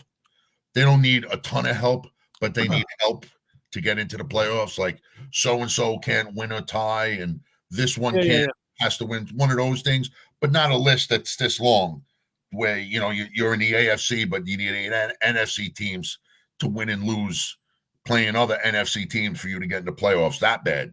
Not like that. But if that's like, if Baltimore wins, the Jets don't go in. The Jets control their own destiny if they win their next 2 games and they could get in. But if they lose one, they would need Baltimore to lose and the Steelers to lose. One of their last 2 games. Something like that. That I could live with. 10 wins, 11 wins, I could live with that. But if it's another 7-win season, I can't. Okay. All right. Well, the only thing I can say about, and this is one thing I want you to think about this. You're right. We don't know if Rodgers is going to be able to play. That's one. Okay. Healthy or not, you don't know if he's going to be able to play. Yep. He hasn't played much in the last 2 years. Second, Robert Saleh got the Jets to 7 wins 2 years in a row. And I know that I just said this last week, that this was the biggest inflated 7-win season that I've ever seen them have. Okay. Right. So I'm not saying that this was a monumental season, but he did manage to win 14 games in 2 years with the quarterbacking situation that was on that team, and I blame Joe Douglas for it. If I think they would have won another 3 games, maybe 4 games, if they had a better quarterback. If they had Aaron Rodgers, I think they would have definitely won more than 7 games this year. I think Rodgers has a higher football IQ to keep him out of trouble than Zach Wilson will ever have in this league. That's just my thoughts. Maybe I think wrong. I'll think differently. I don't know. Listen, I definitely think it's a different season with Rodgers. The question becomes, we all remember the Peyton years in Denver, to Frankie's thing. And the first year or two in Denver, Peyton Manning was Peyton Manning. It was amazing. It's just phenomenal. And all of a sudden, the last year, it looked like he never played quarterback again. And I wonder, will Rodgers go that route? Will he go the Tom Brady route where you're still throwing for 5,000 yards when you decide you're done? So I don't know which way Aaron Rodgers is going to go. He may be. I can already tell you which way he's going to go. Huh?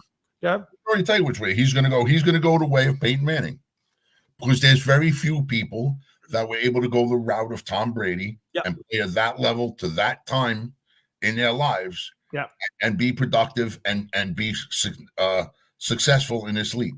And I don't see Aaron Rodgers following suit. Okay, but here's the difference. Okay. Aaron Rodgers playing like the last year of Peyton Manning in Denver is still going to be a better quarterback that is the New York Jets have had since Chad Pennington or Mark Sanchez when he went 2 years in a row to the AFC Championship game. Mm-hmm. Yeah, because what else are you going to compare him to? And he'll still be better than those 2 guys. Again, agreed. I think again, and if you had a competent NFL quarterback in that realm, you'll probably win a few more games, and you'll be in the mix for the playoffs, and it's enough. Now, then what happens at that point, Jeff, is the things that Robert Saleh doesn't do well will show up in that situation. He'll have bad clock management and cost himself a game. He will make bad decisions, or his team, like they did this year, way too many penalties. Then it will be noticeable. Right now, they're losing games, and nobody's really paying attention to those things because they're losing anyway. But in a game where Rodgers has them in it, even if he's not playing great, and they make bad decisions or they come up with stupid penalties, and they had a ton of offsides and holding penalties this year. Way too many. Yeah, then that's when he gets exposed. If he fixes those things and they win a few more games, it'll be fine. But you can't be close on this now or turning it around and still make those bad things happen. And those are things that have to be cleaned up. I got to disagree with one thing you say. Sure. Okay. And one thing that Frank said too, kind of. Let's say next year they win 10, 11 games, but yet they don't get into the playoffs. Okay. He keeps his job because he won 3 more games. Oh, yeah. Aaron Rodgers did better, but they didn't get another quarterback to succeed Rodgers then. And we're going to give it another year with Aaron Rodgers. Okay. So that means next year, are you going to be satisfied if you get a wild card?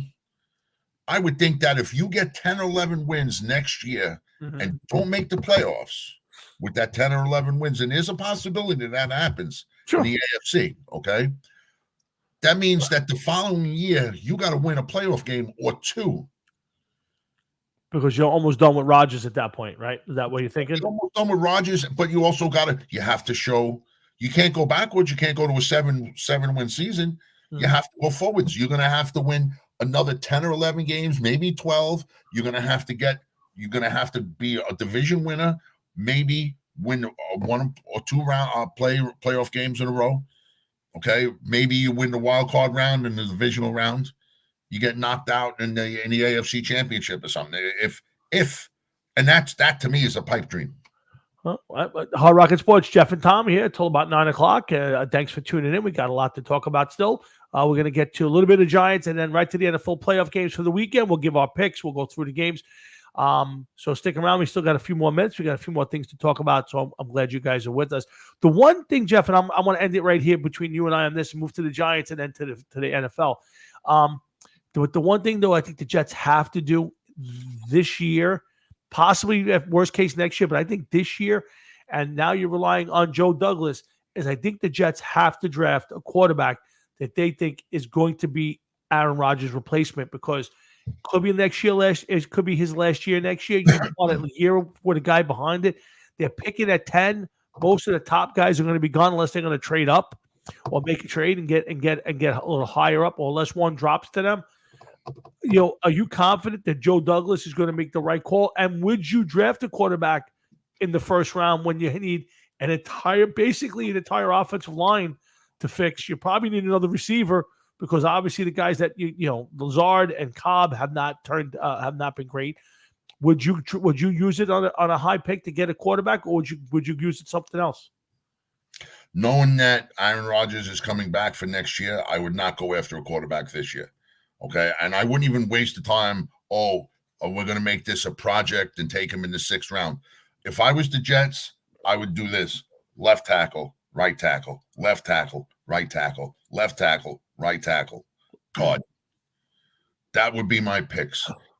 This draft would be so boring, but I would say, listen, we just drafted 6 guards, 6 offensive linemen.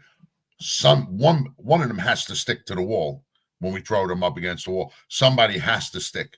Okay, you got to hope that Elijah Tucker finally stops getting hurt. You got to hope the guy Tippmann becomes a center, and that you hit it at least to.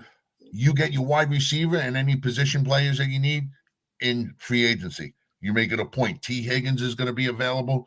There was a decent receiver that's going to be available. Go after him. Throw the money at these guys. That's another thing, Joe Douglas. Well, I'd rather go second level free agents. Why? Get a name because it keeps people happy. Spend a little money because you get a better player. I'm not saying to spend $20 million a year on a receiver, but don't go out and spend $3 million on a receiver that you're going to have for 2 years and then he disappears or retires or something stupid like that. Because that's just fucking retarded. No, listen, all valid points. I'm not sure they're going to draft six offensive linemen, but I get the theory behind it. I mean, you got to figure. If you know you can get a decent. What are you gonna take? The 4? Let's face it, 4, 5, 6, 7. When was the last Jet draft pick from one of those rounds that is starting anywhere in the NFL right now as we speak? I have no idea. I'd have to really think about it. Yeah, so would they. Yeah. All right. Well, listen. Catalano. I don't know what the fuck is going on in Denver, but when you want to trade all of your wide receivers, Cortland Sutherland did pretty good. Whatever his name was, did pretty good. Sutton. Yep. Yeah. Listen, I think the problem right now that Bronco team may need a major overhaul, but we'll probably get to that. We'll run through the NFL the next few weeks. Probably break down the divisions, go through what the big needs are as the time goes, and we'll see what shakes out there. But I want to talk a little bit about the Giants. A couple minutes on this the whole Wink Martindale thing, and I liked Wink Martindale. I think he did a decent job, but his record this year is not good. And I can read you through 26th in this and 28th in that. 34 sacks in this for the season is ridiculous. But the bottom line is Brian Daboll is the head coach. He's the guy. He is the man. It's his way. It's his vision. And if you can't roll with his vision, you got to go. And I don't necessarily think that Daboll did a good job firing Wink Martindale's assistants without telling him. And I believe that's how it went down. He fired them or decided to fire them without his input. And Wink essentially quit. I am not upset by it. And one thing I will come out of this situation, Jeff, is I've at least been reaffirmed that Brian Daboll is the head coach. He's the man in charge. And I like the fact that he said, it's my way or the highway. And as a head coach, that's the way it's got to be. Now, can he fix it? Can he move forward? We're going to find out. But I don't like the fact that the way it played out with all the stuff in the papers, and I think that shows dysfunction. But I do like the way Brian Daboll handled the situation. And basically, all Brian Daboll did was make the decision to fire these guys. Yeah. Wink Martindale looked like he turned it into a fucking circus. Correct. Yeah. He handled it. And what they should have done is that when he got up and left, Brian Dable should have fucking announced right then and there that Wink Martindale was just fired. Okay, because as far as I know, he's not fired right now, is he? No, he left the office and nobody knew whether he quit, and he certainly wasn't fired. They have since got together and they've decided to part ways. He can go look for another job. I guess if he doesn't get a job, I don't know if the Giants owe him any money, if they do owe him any money, but they've decided to part ways and he can go find another job. And that's fine. But what should have happened, so Yep. Brian Dable could have got his satisfaction out of it. Now join your two buddies, consider yourself fired. That's it. Yeah, I don't disagree. I think ultimately I don't think Dable wanted to fire him. I think Martindale left him no choice with the antics, but he still didn't get fired until they spoke. And I also think that it was a money thing. If they had fired him, they would have owed him the $3 million that his salary was. I think they wanted him to quit and save the money. And I think I don't know if it turned into they're paying him anything or they're not paying him anything, or if they just let him have his release so he can go get a job. And based on what he did not fix or improve the outside linebackers. He did not fix the defense in the truest sense. I mean, overall, I think they were ranked like 26th. I mean, everybody could tell me how great a defensive coordinator is. When you had a 26th ranked defense in the league, you're not very good. You're not very good. I'm not going to say more often than not, but several times over the course of the season, the Giants were blown out. Oh, absolutely, yeah. And that lays on the defensive coordinator for the most part. Sure. Don't get me wrong. Let's take the Dallas game, for instance. Okay. What was the final result? The first opening game? 40-0. Yeah, 40-0 or 40-3, something like that. I remember that game, and it was like Dallas just scored at will on every. It was like watching an 8-year-old play somebody in Madden football, and the 8-year-old got mad and just decided that he was going to turn it on and win. Yeah. Yep. That's what happened in that game. Okay, so you can't blame everything on him for that loss. No.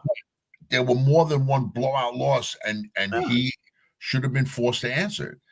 And let's face it, when teams lose, people are going to argue, and people are going to have problems with each other. So that being said, I understand it could happen, but you gotta step up your game. You gotta figure. You gotta make adjustments. A lot of these coaches, this is my scheme. These are my players. That's it. Yep. It's like they sit back and like watch it go. It's either sink or swim. Nobody is doing any adjustments. And how many times have we talked about that teams don't make adjustments at halftime? You didn't make adjustments at all. Yep. No, I agree. What was the bright spot of the Giants defense this year? I would say the secondary was much better than anticipated, and they were tied for the league lead in turnovers. They had with the Ravens, they had the most turnovers in the league. Yeah, but that was and Kayvon Thibodeau, didn't he have a good game, a good year? Or again, he had a real good start to the year, and then he kind of fizzled out. And I didn't think he got better. And that's the problem I have was I don't think the two guys that they fired were the one guy was the outside linebacker coach, and then his defensive assistant brother both got fired, and those are Wink's right hand men, and that's his guys, and he got pissed. Now again, I don't know if they got fired before he found out, or he told them I'm firing them. I don't care. I'm not sure how that went down, but the Giants did not get Thibodeau. He did not get better as the year went on.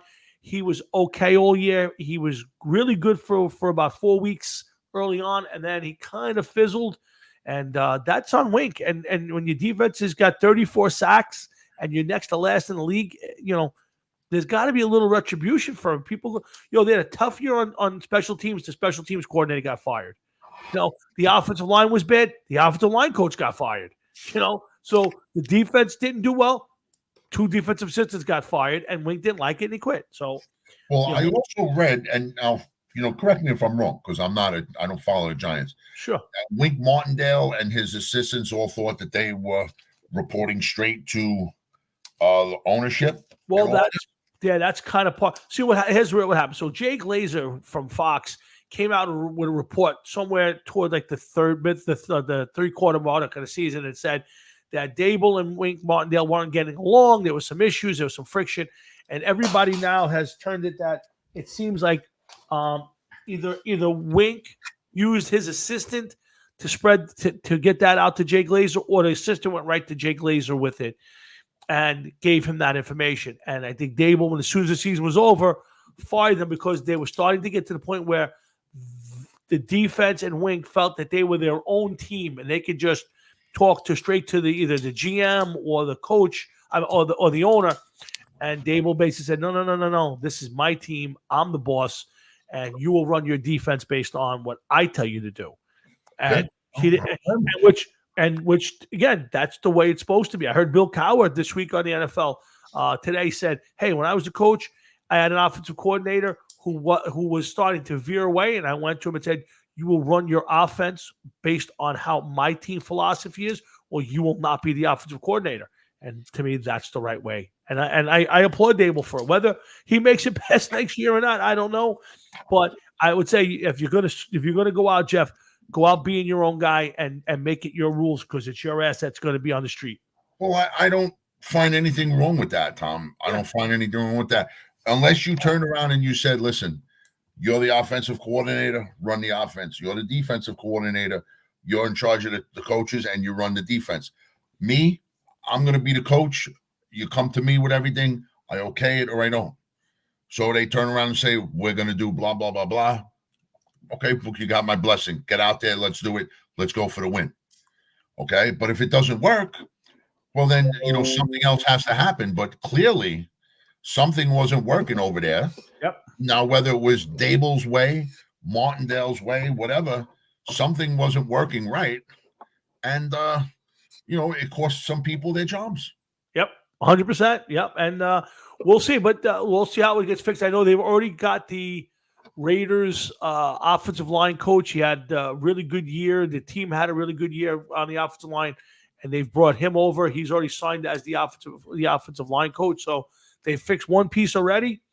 They're still looking for a special teams coordinator and now a defensive coordinator, and we'll see what they try to do. We'll see what happens. But we're getting a little late. I do want to get into the NFL playoffs a little bit with you. I don't know how many of the games you're going to get to see this weekend, how many you're going to watch. But there are a few, and let me run through it. Maybe we'll make a couple. We'll make our picks. I'll hold the sheet, and we'll see how we do. What do you think? Yeah, man, let's do it. Okay, so Saturday 4:30 NBC game, Jeff. When you hear the game, you're going to go, oh, my God. But if you really think about it, this is a really cool game to watch, and it's the Cleveland Browns and the Houston Texans. And I know it doesn't sound like a great game, but the way the Browns are playing and the way Joe Flacco has been playing the last 3 or 4 weeks, and then you got the Texans who had a really good year. C.J. Stroud has played really well as a rookie. This is a fun game to watch. I like this game. I'm picking the Browns to win this one. But I think this is actually a good game to watch. I'm excited to see what the Browns are going to do. I'm excited to see how much gas Flacco has in the tank. Okay. And how far it's going to get him. I'm not very excited about watching the Texans, although they did turn out to be a better team this year than expected. Yep. But I would have liked to have seen the Browns play a different team, maybe a little bit more of a well-known team. The Texans kind of flew under the radar. Other than Stroud, you really don't know much about the Texans, it seems. Nope. It just seems like they ended up winning the title, the division title, and they ended up winning the in the playoffs. Yep. So, I mean, am I excited to watch Cleveland? Definitely. I hope Cleveland wins. I hope they go to the next spot, especially since what's his face? What was that other quarterback? The one Deshaun Watson's not playing. Yes. I would love to see what happens now. Yeah. If Joe Flacco happens to get anywhere near the Super Bowl wearing a Browns jersey. Yeah. That's interesting, right? That would be interesting. Yeah, I would agree. So I'm assuming you're taking the Browns in that game as well, right? I would, yes. Okay. So that night game should be played in I'm hearing either snow or extremely cold. I'm talking like 4-degree weather in Kansas City. The Miami Dolphins travel to Kansas City. I love the Dolphins and I'm rooting for them. I just don't see them going to Arrowhead and winning this game. It's just too cold. Their Waddle may not play. Mostert may not play. If they do, it's going to be limited. I'm going to pick Kansas City because I think I'm going to root for Miami in this one, Jeff. But I can't see Kansas City losing this one. And this is a game on Peacock, so I don't know who's going to be watching it, but I will. Well, I'm curious to see Kansas City. I would love to see Kansas City win. I would love to see Kansas City be a modern day dynasty, so to speak. I like Mahomes. I like Kansas City, but it certainly seems like Kansas City has lost something. The desire to win, the fight to win. I agree. Yeah, they're not the same. And I don't think they're as talented. I think this receiving core is not very good. And Mahomes has not played well. Now, maybe it's a little bit of the receiving core, but he has not been good down the stretch. But I think this is a game they almost can't lose. Excuse me, I'm sorry, if you allow Kansas City, you allow Taylor Swift to overshadow the Kansas City Chiefs. Yep. Because of her and her involvement with Travis Kelce, I also annoys the shit out of me. I hate when celebrities get involved with athletes, and it takes away from the game and from what the athletes are doing. Okay, you picking Kansas City in this one? Yes, okay. I am. I hope for a couple different reasons. But then again, part of me also says, you know what? I wouldn't mind to see how far Miami can go. Yeah, I think it'd be interesting. Yeah, I think if they were able to get a home game in this playoff run, I'm not sure they can. They'd have to hope the Steelers. They'd have to beat the Chiefs and then hope the Steelers beat the Bills, which we'll get to next. Would be the only way they get a game in Miami. But listen, everybody above them would have to lose. Yeah, pretty much. Like the 7th or 8th seed in the championship. Yeah. So we'll see. But I'm rooting for Miami in this one. I just can't find a way they win this game.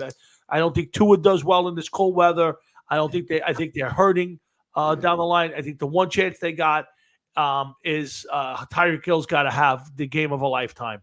And that would be the only way I see it. But we'll see what happens on a very cold night on Saturday. It's going to be a little cold here, so I'll be bundled up on my couch watching this one by myself.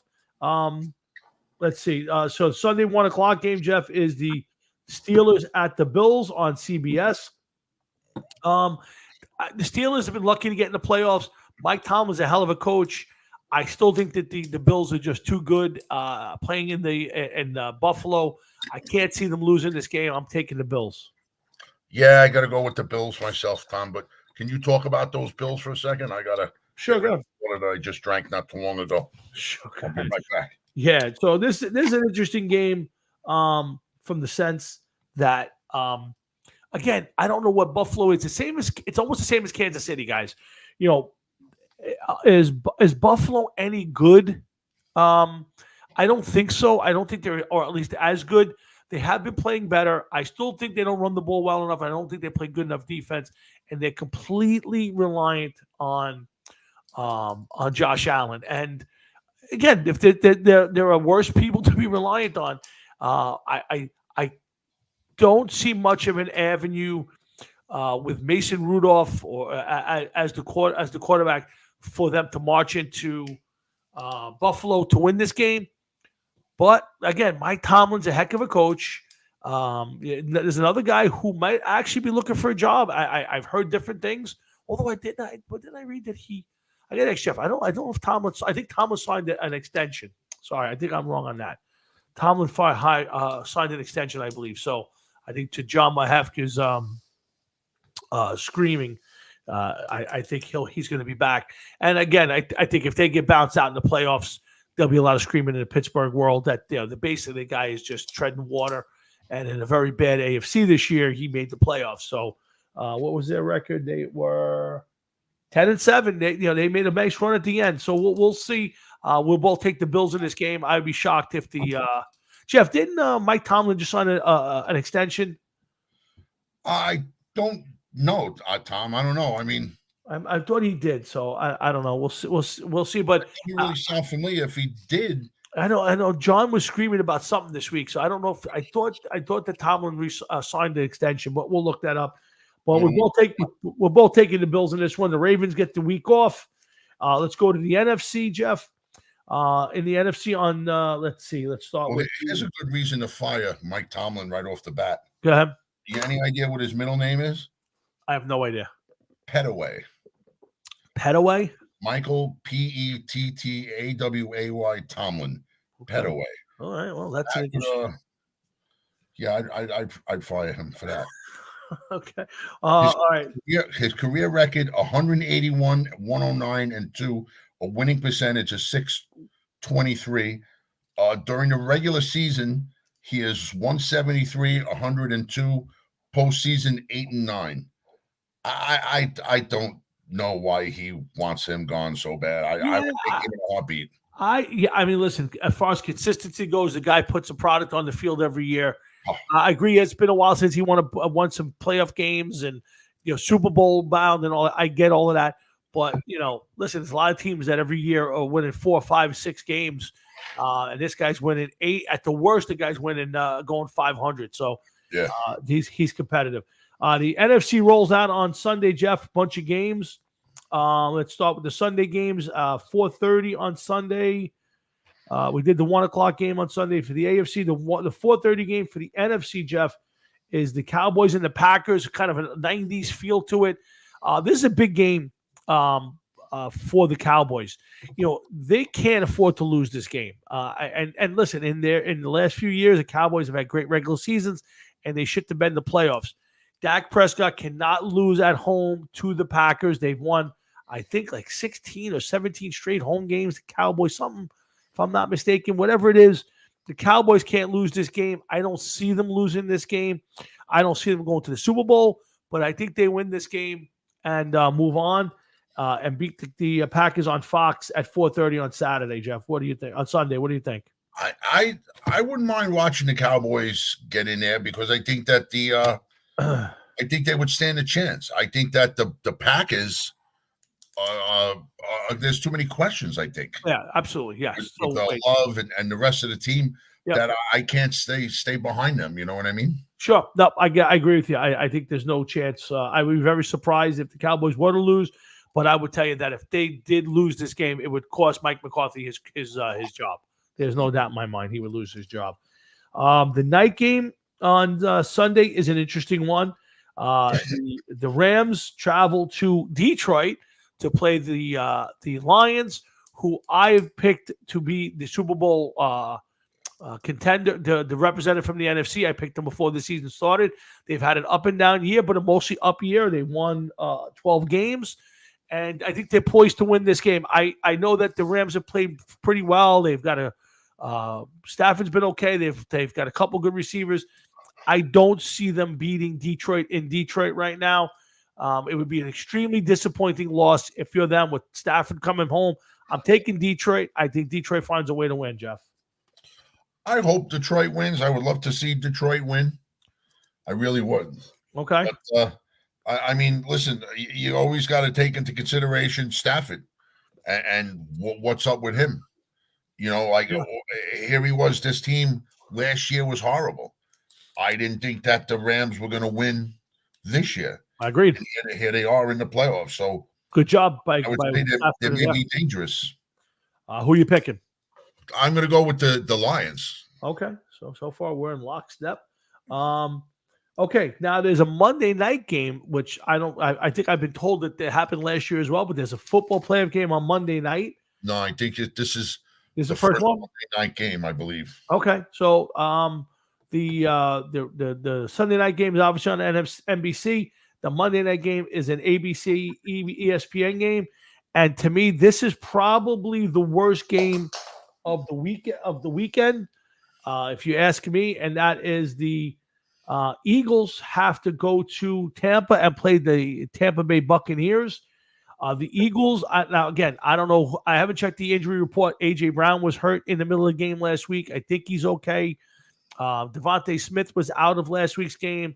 DeAndre Swift was out of last week's game. Hurts hurt his finger last week's game, and they lost to the Giants. And the Giants, to their credit, played a great football game and beat an Eagles team that needed to win that game. Basically threw up the white flag in the second half when they pulled everybody out. But I don't like the way the Eagles are playing. I don't know if the Bucks are strong enough to win this game. They won 9-0 over the Panthers last week in a disgusting exhibition of football. I think the Eagles are going to win this game, but I don't think they're long for the playoffs. So I'll pick the Eagles to win this one, but I don't think it's going to be pretty. You know, I got to go with the Buccaneers, Tom. I think there's going to be an upset, and I think that the Buccaneers have nothing to lose. I think that the Eagles, everybody had, they were going to win the division. They're going to be a lot tougher than they were. I think they're going to be let down. I really do. I got to go with the Buccaneers. I think Mayfield is playing like he has nothing at all to lose at this point in time, except sign a better contract for next year. Yeah. So like they're just playing, man. I would love to see the Buccaneers win. For the first time in years, I'm rooting for them. I'm going to root for the Bucks. That's a game I'll watch. I'll root for the Bucks the whole way through. I am not an Eagles fan. I just don't see the Eagles losing to that Buccaneers team. But the Eagles might be the worst 11-win team I've seen in a long time. I mean, they really do not play well. Now, again, maybe they'll flip the script here in the playoffs, Jeff. They turn it around and they go on and they become the team. But we've seen it for years now. The teams that make the Super Bowl don't usually do well the next year. And the Eagles and in Kansas City, to a certain extent, neither team looks great. I think Kansas City has a better chance of making it to the Super Bowl than the Eagles do. But I don't think either team gets there. Would you agree that neither one of the Super Bowl teams from last year get to the playoffs, get to the Super Bowl this year? I think that the Chiefs have a better chance of getting to the Super Bowl than the Eagles, simply because of the Super Bowl experience. They've been in, 3 Super Bowls already? They won 2 out of the last 3 they win. Yeah. And, closest thing to a dynasty the NFL has seen since the Patriots. Yep. So I'm going to go yes about the Eagles, that they have that factor over the Buccaneers. But I just think that the Buccaneers are starting to come on a little bit now and are going to be playing a little bit more solid football. That's just my thoughts. No, I'm hoping you're right. And somebody has to pull the upset on Sunday. Yeah, I think the team. And I think if there's one upset that cannot. Now, let me ask you this question: we'll end it here. If the number 6 Rams beat the Detroit Lions, is that really an upset? Tom, I don't know, because you got a team in the Rams that has a lot of experience. They were just in the Super Bowl not too long ago. You got a Lions team that's definitely upstart, where has a lot of young pieces. But this is almost like a wrestling story with Matthew Stafford coming back to play his old team in the playoffs. You know what I mean? I just not a fan of the Rams. I don't think that they have enough firepower to do it. I think that they slipped in the playoffs because they were in a bad position. But would you call it an upset if they went out there to Detroit and win that game? No. I couldn't call it an upset. I think it's too close a game. I don't think it's a true 3-6 matchup. I don't think that the Lions might be as good as the number 3, and I don't think the Rams are as bad as the number 6. So I could see. I don't have a problem with the Lions being a number 3 team. No, neither do I. But I don't think they've been dominant. I don't think they've been that dominant to be not a dominant team. They are. We're going to see what they're made of now. Yep. What'd you say? They won 12 games. They won 12 games, 12-5. Yeah, 12-5. Yeah. I wouldn't put it past them. I mean, I don't know what their record was and everything, but with 5 losses, that they didn't lose 3 in a row. They might have lost 2 in a row here and there. They might have, 3 or 4 in a row and then win out the rest of the time. Yep. No, it's going to be interesting. Yeah. Again, it's a lot of good football games. I mean, look, there's potential in any game to be a bad game, and there's potential in any game to be a good game. But to me, the one game that I could say could be a stinker is the Eagles and the Bucks. The rest of them, could all be great. And I tell you what, I think watch the Browns-Texans game. I think that's going to be a fun game to watch. And I think the Ram-Lion game is going to be the other fun game to watch. Otherwise, listen, a lot of good football to be had. I'll be home, I guess, watching all of them. So I'll be communicating with Jeff and Matt and Frank as I do for every game, and we'll see if anybody gets together to watch a game somewhere along the line. But in the meantime, we got to end the show right there. We'd have no Pepe this week. I'm sure Pepe will may return next week in his regularly scheduled time. Jeff just they got away from him a little bit. Yeah, we will see that there is a rumor of a series-ending trilogy. Oh, Yeah, it's stuff of Hollywood legends. Also, remember, guys, next Saturday it's a big night, 9:30. Next Saturday at Mother Pugs is the Remorons take the stage, in full dress uniform, in the middle of a couple of bands. I don't know who the early band is off the top of my head anymore, but I believe it's Exact at 10:30, but at 9:30, 11 o'clock actually. We're going on at 10 o'clock. Oh, so they've changed the time because it's at 8:30, 9:30, 10:30. But okay, unless they changed the time and I wasn't aware of it, that's possible. Yeah, I saw somebody. I don't know if it was Altieri or what's his name? Your friend in Exact. Lou? Yeah, Lou. Somebody put up a thing and it had a 9:30 time for you guys. Maybe even Collins for all I know. I'm hoping it's 9:30. That'd be great. Yeah, I'm not sure who it is, but anyway, next week go out to Mother Pugs and catch 3 good bands, and of course, right in the middle of all that goodness is Jeff and the Remorons. You'll have a lot of fun. Those guys are a blast. So do yourself a favor and check that out. Lots to talk about. Next week, we'll break down all the games from this weekend. We'll talk about the super games for the division. Yeah, everybody loves the divisional round. There'll be a lot of good football games next weekend. And of course, we'll be back to cover it all for you here next Thursday night when Jeff and I get together. So, Jeff, you got anything else you want to add? No, man, that's about it. And we spent a lot of time on too much stuff on the Jets, not enough stuff on everything else. But, real quick, do you have 5 minutes? Sure, go ahead. Okay, I found something. I didn't send it to you because I was hoping we could have gotten it in.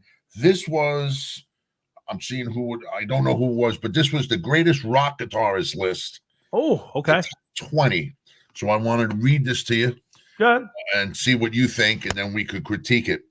Do you want to go from 20 to number 1 or 1 to? Yeah, no, go 20 to 1. That's always I like to do it. Sure. Number 20, Steve Morse from the Dixie Dregs, Deep Purple, and solo stuff. Number 19, Yngwie Malmsteen, Steeler, Alcatraz, and solo stuff. Steve Vai, Frank Zappa, Alcatraz, David Lee Roth, Whitesnake, solo. Number 17, Steve Cropper. Never heard of him. Booker T and the Colonel Cropper, yeah. And the Blues Brothers Band session work. Yeah. Pete Townsend at number 16, The Who and solo. Do you disagree with any of these so far? Because you're gonna. It's good. Here's the thing. It's going to depend on who's on the list. Who's didn't make the list that these guys made it on. I don't know much about Steve Morris. I think Steve the Colonel Cropper. Good guitar player. Obviously, Townsend, a good guitar player. Malmsteen sounds like he's a little low on the list, but I want to see who else is up there before I can critique it. Okie dokie. All right, number 15, Carlos Santana. Number 14, from Pink Floyd and solo, David Gilmour. Number 13, from Queen, solo stuff, Brian May. Number 12, I don't know whether to say he should be higher or he's lucky to be on the list, whatever this one, but definitely overlooked on a lot of lists. Steve Howe from Yes, Asia, solo music, the Syndicats. Number 11, Robert Fripp from King Crimson. He's a session player and some solo work, and now we get into the top 10. Wow. Are you getting excited now? Yes, a lot of names I haven't heard yet, so I'm hoping to hear some of them. There's a lot of names that you're not going to hear.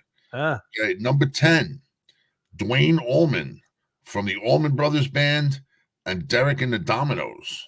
Wow. Okay. Yeah. Number 9, Scotty Moore. Any idea who that is? Scotty Moore was Elvis's guitar player. Yes. Yes, he is. Sure. Number 8, Chuck Berry. Wow. Okay. Number 7, I don't have a problem with this one, Tony Iommi from Black Sabbath. Oh, okay. Yeah. Tony Iommi can make my top 10 anytime. Sure. Number 6, from Deep Purple, Rainbow and Blackmore's Night, none other than Richie Blackmore. Okay. Not a big fan, but okay. Deserves to be there somewhere. Sure. Number 5, from the Yardbirds, The Firm, and Led Zeppelin, as well as session work, Jimmy Page. Okay, number 4, Mhm. the Yardbirds, Blind Faith, Derek and the Dominoes, Solo Stuff, Cream, Eric Clapton. Okay, Okay. number 3, out of Van Halen. Any guess who it may be? Was it Michael Anthony? Well, close. Eddie Van Halen. Okay. Number 3, Eddie Van. Okay, go ahead. Number 2, Yep. from the Yardbirds, Jeff Beck Group, session work and solo work. None other than, Jeff Beck. well, there you go, man. This guy catches on like a motherfucker. Let me I'm tell you. telling you, you don't get past me. Number 1, session work, Bandit Gypsies, and the Jimi Hendrix Experience coming in at number 1. None other than the late great Jimi Hendrix. Where's Randy Rhoads? I got it. I just wrote it down. Where's Randy Rhoads? Where's Alex Lifeson? How does Steve Cropper? I like Scotty Moore. I mean, Scotty Moore's a great guitar player, but where's Alex Lifeson? I mean, there's a bunch of guys that are missing off this list. Yeah, again, listen, I get it that people put the Jeff Beck thing and Clapton and all those guys as great guitar players, but boy, oh boy, this is a real. Where's Randy Rhoads on this list? I mean, that is just frightening. I'm like a few minutes. I would love for you to hold this list. If you could send it to me, I'd like to do a little research. And but I got to tell you, there's a lot of people missing off this list. You know, boy, oh boy, where'd you get this list? Who published this list? I found it. I think on Facebook. I came across it and I was like, I gotta keep this for the show. Yeah, that is an interesting list. First off, I think on that, based on that list, how Eddie Van Halen is not number 2 and Tony Iommi is not in the top 5, based on who's on this list, is a travesty just in of itself. The fact that there's no Randy Rhoads, no Alex Lifeson, that is another. Nobody from the Beatles. Yeah, I mean, yeah, if you're going to make this list that way, I mean, George Harrison's got to make this list. Now, I don't know what the criteria was. Let me just see if I know that there was some writing on the top of the list. Criteria: rock guitarists are ranked by originality, influence, creativity, and skill, technique, versatility, and they I guess special points to those who have dead. Yeah, they botched this list. I mean, Scotty Moore is a good guitar player. Norman, Scotty Moore, Van Halen, Beck, and Hendrix were the only ones that looked like they were dead when this list was made. Yeah, this is worthy of a debate or a deeper conversation. This is a very bad list. I'd like to know who published it. Whether it's like a Rolling Stone, like who actually came up with this list and how did they come up with this list? Because whoever picked this, or at least people in this order, has no clue. That's my personal opinion. How about this? One thing that you don't see much in any of these lists. Okay, they list him as an influence, but I've never seen him as an influence. Neither one of them, Paul Stanley and Ace Frehley. Yep. But meanwhile, you're talking about one of the most influential bands. I could see Eric Clapton. I could see Jeff Beck. I could see Jimmy Page, Iommi, Queen, Brian May from Queen. I could see a lot of these guys come in and make the list. No problems. I don't have a problem with that. It's not even that I have a problem with the guys from Kiss not getting on the list. You just never see either one of the Kiss guitarists listed as in the top 25, top 50.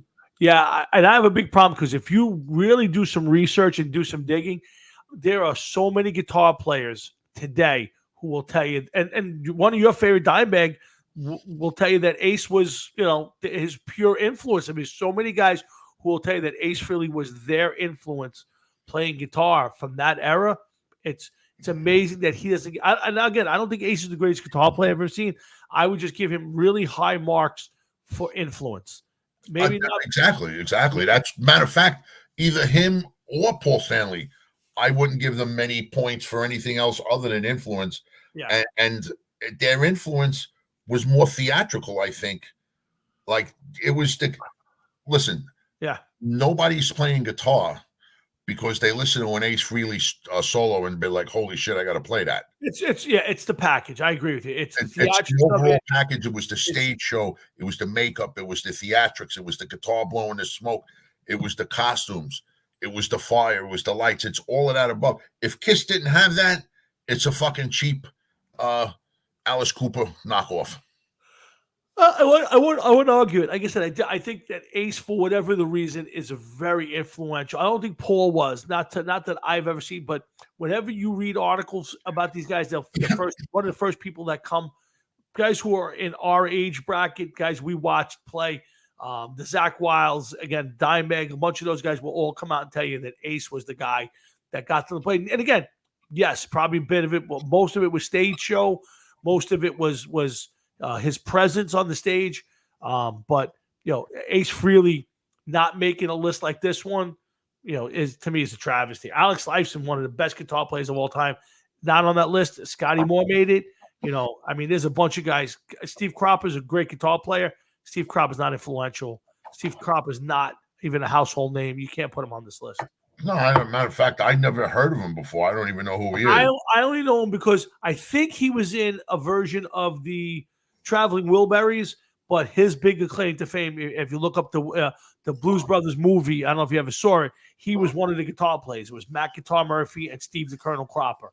Those were the two guitar players. I didn't know that he was even in the Traveling Wilburys. I believe, again, that's a little, I'm a little bit of a guess, but I do remember him. There was different guys in and out of that for a while, and I think he was one of them. A good guitar player, no doubt about it. Probably a guy that's played on millions of records as a session guy. Fantastic player, but he's not influential, and he's not better than some of those guys. There's no way he makes that list. But I would definitely love a chance to break that down a little bit more next week. So if you could put that on the side, we'll bring it back up again and have another little conversation about it. No problem here. All right, so that's it, guys. We'll wrap this one up. It's going to be a cold weekend starting Saturday night. Next week's going to be brutal, guys. So make sure you bundle up.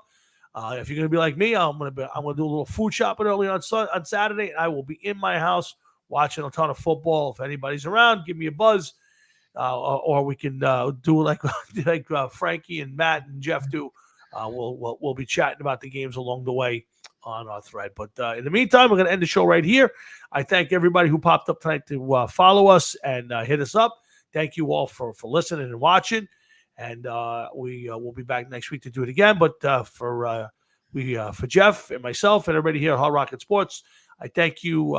Please have a great night, a great rest of your week, a great weekend, and a great week. And we'll see you back here next Thursday night when we do this all over again. So for Jeff and myself, take care, everybody, and stay warm this weekend. Hefe, I'll talk to you off the air. Later, man. Later. Good.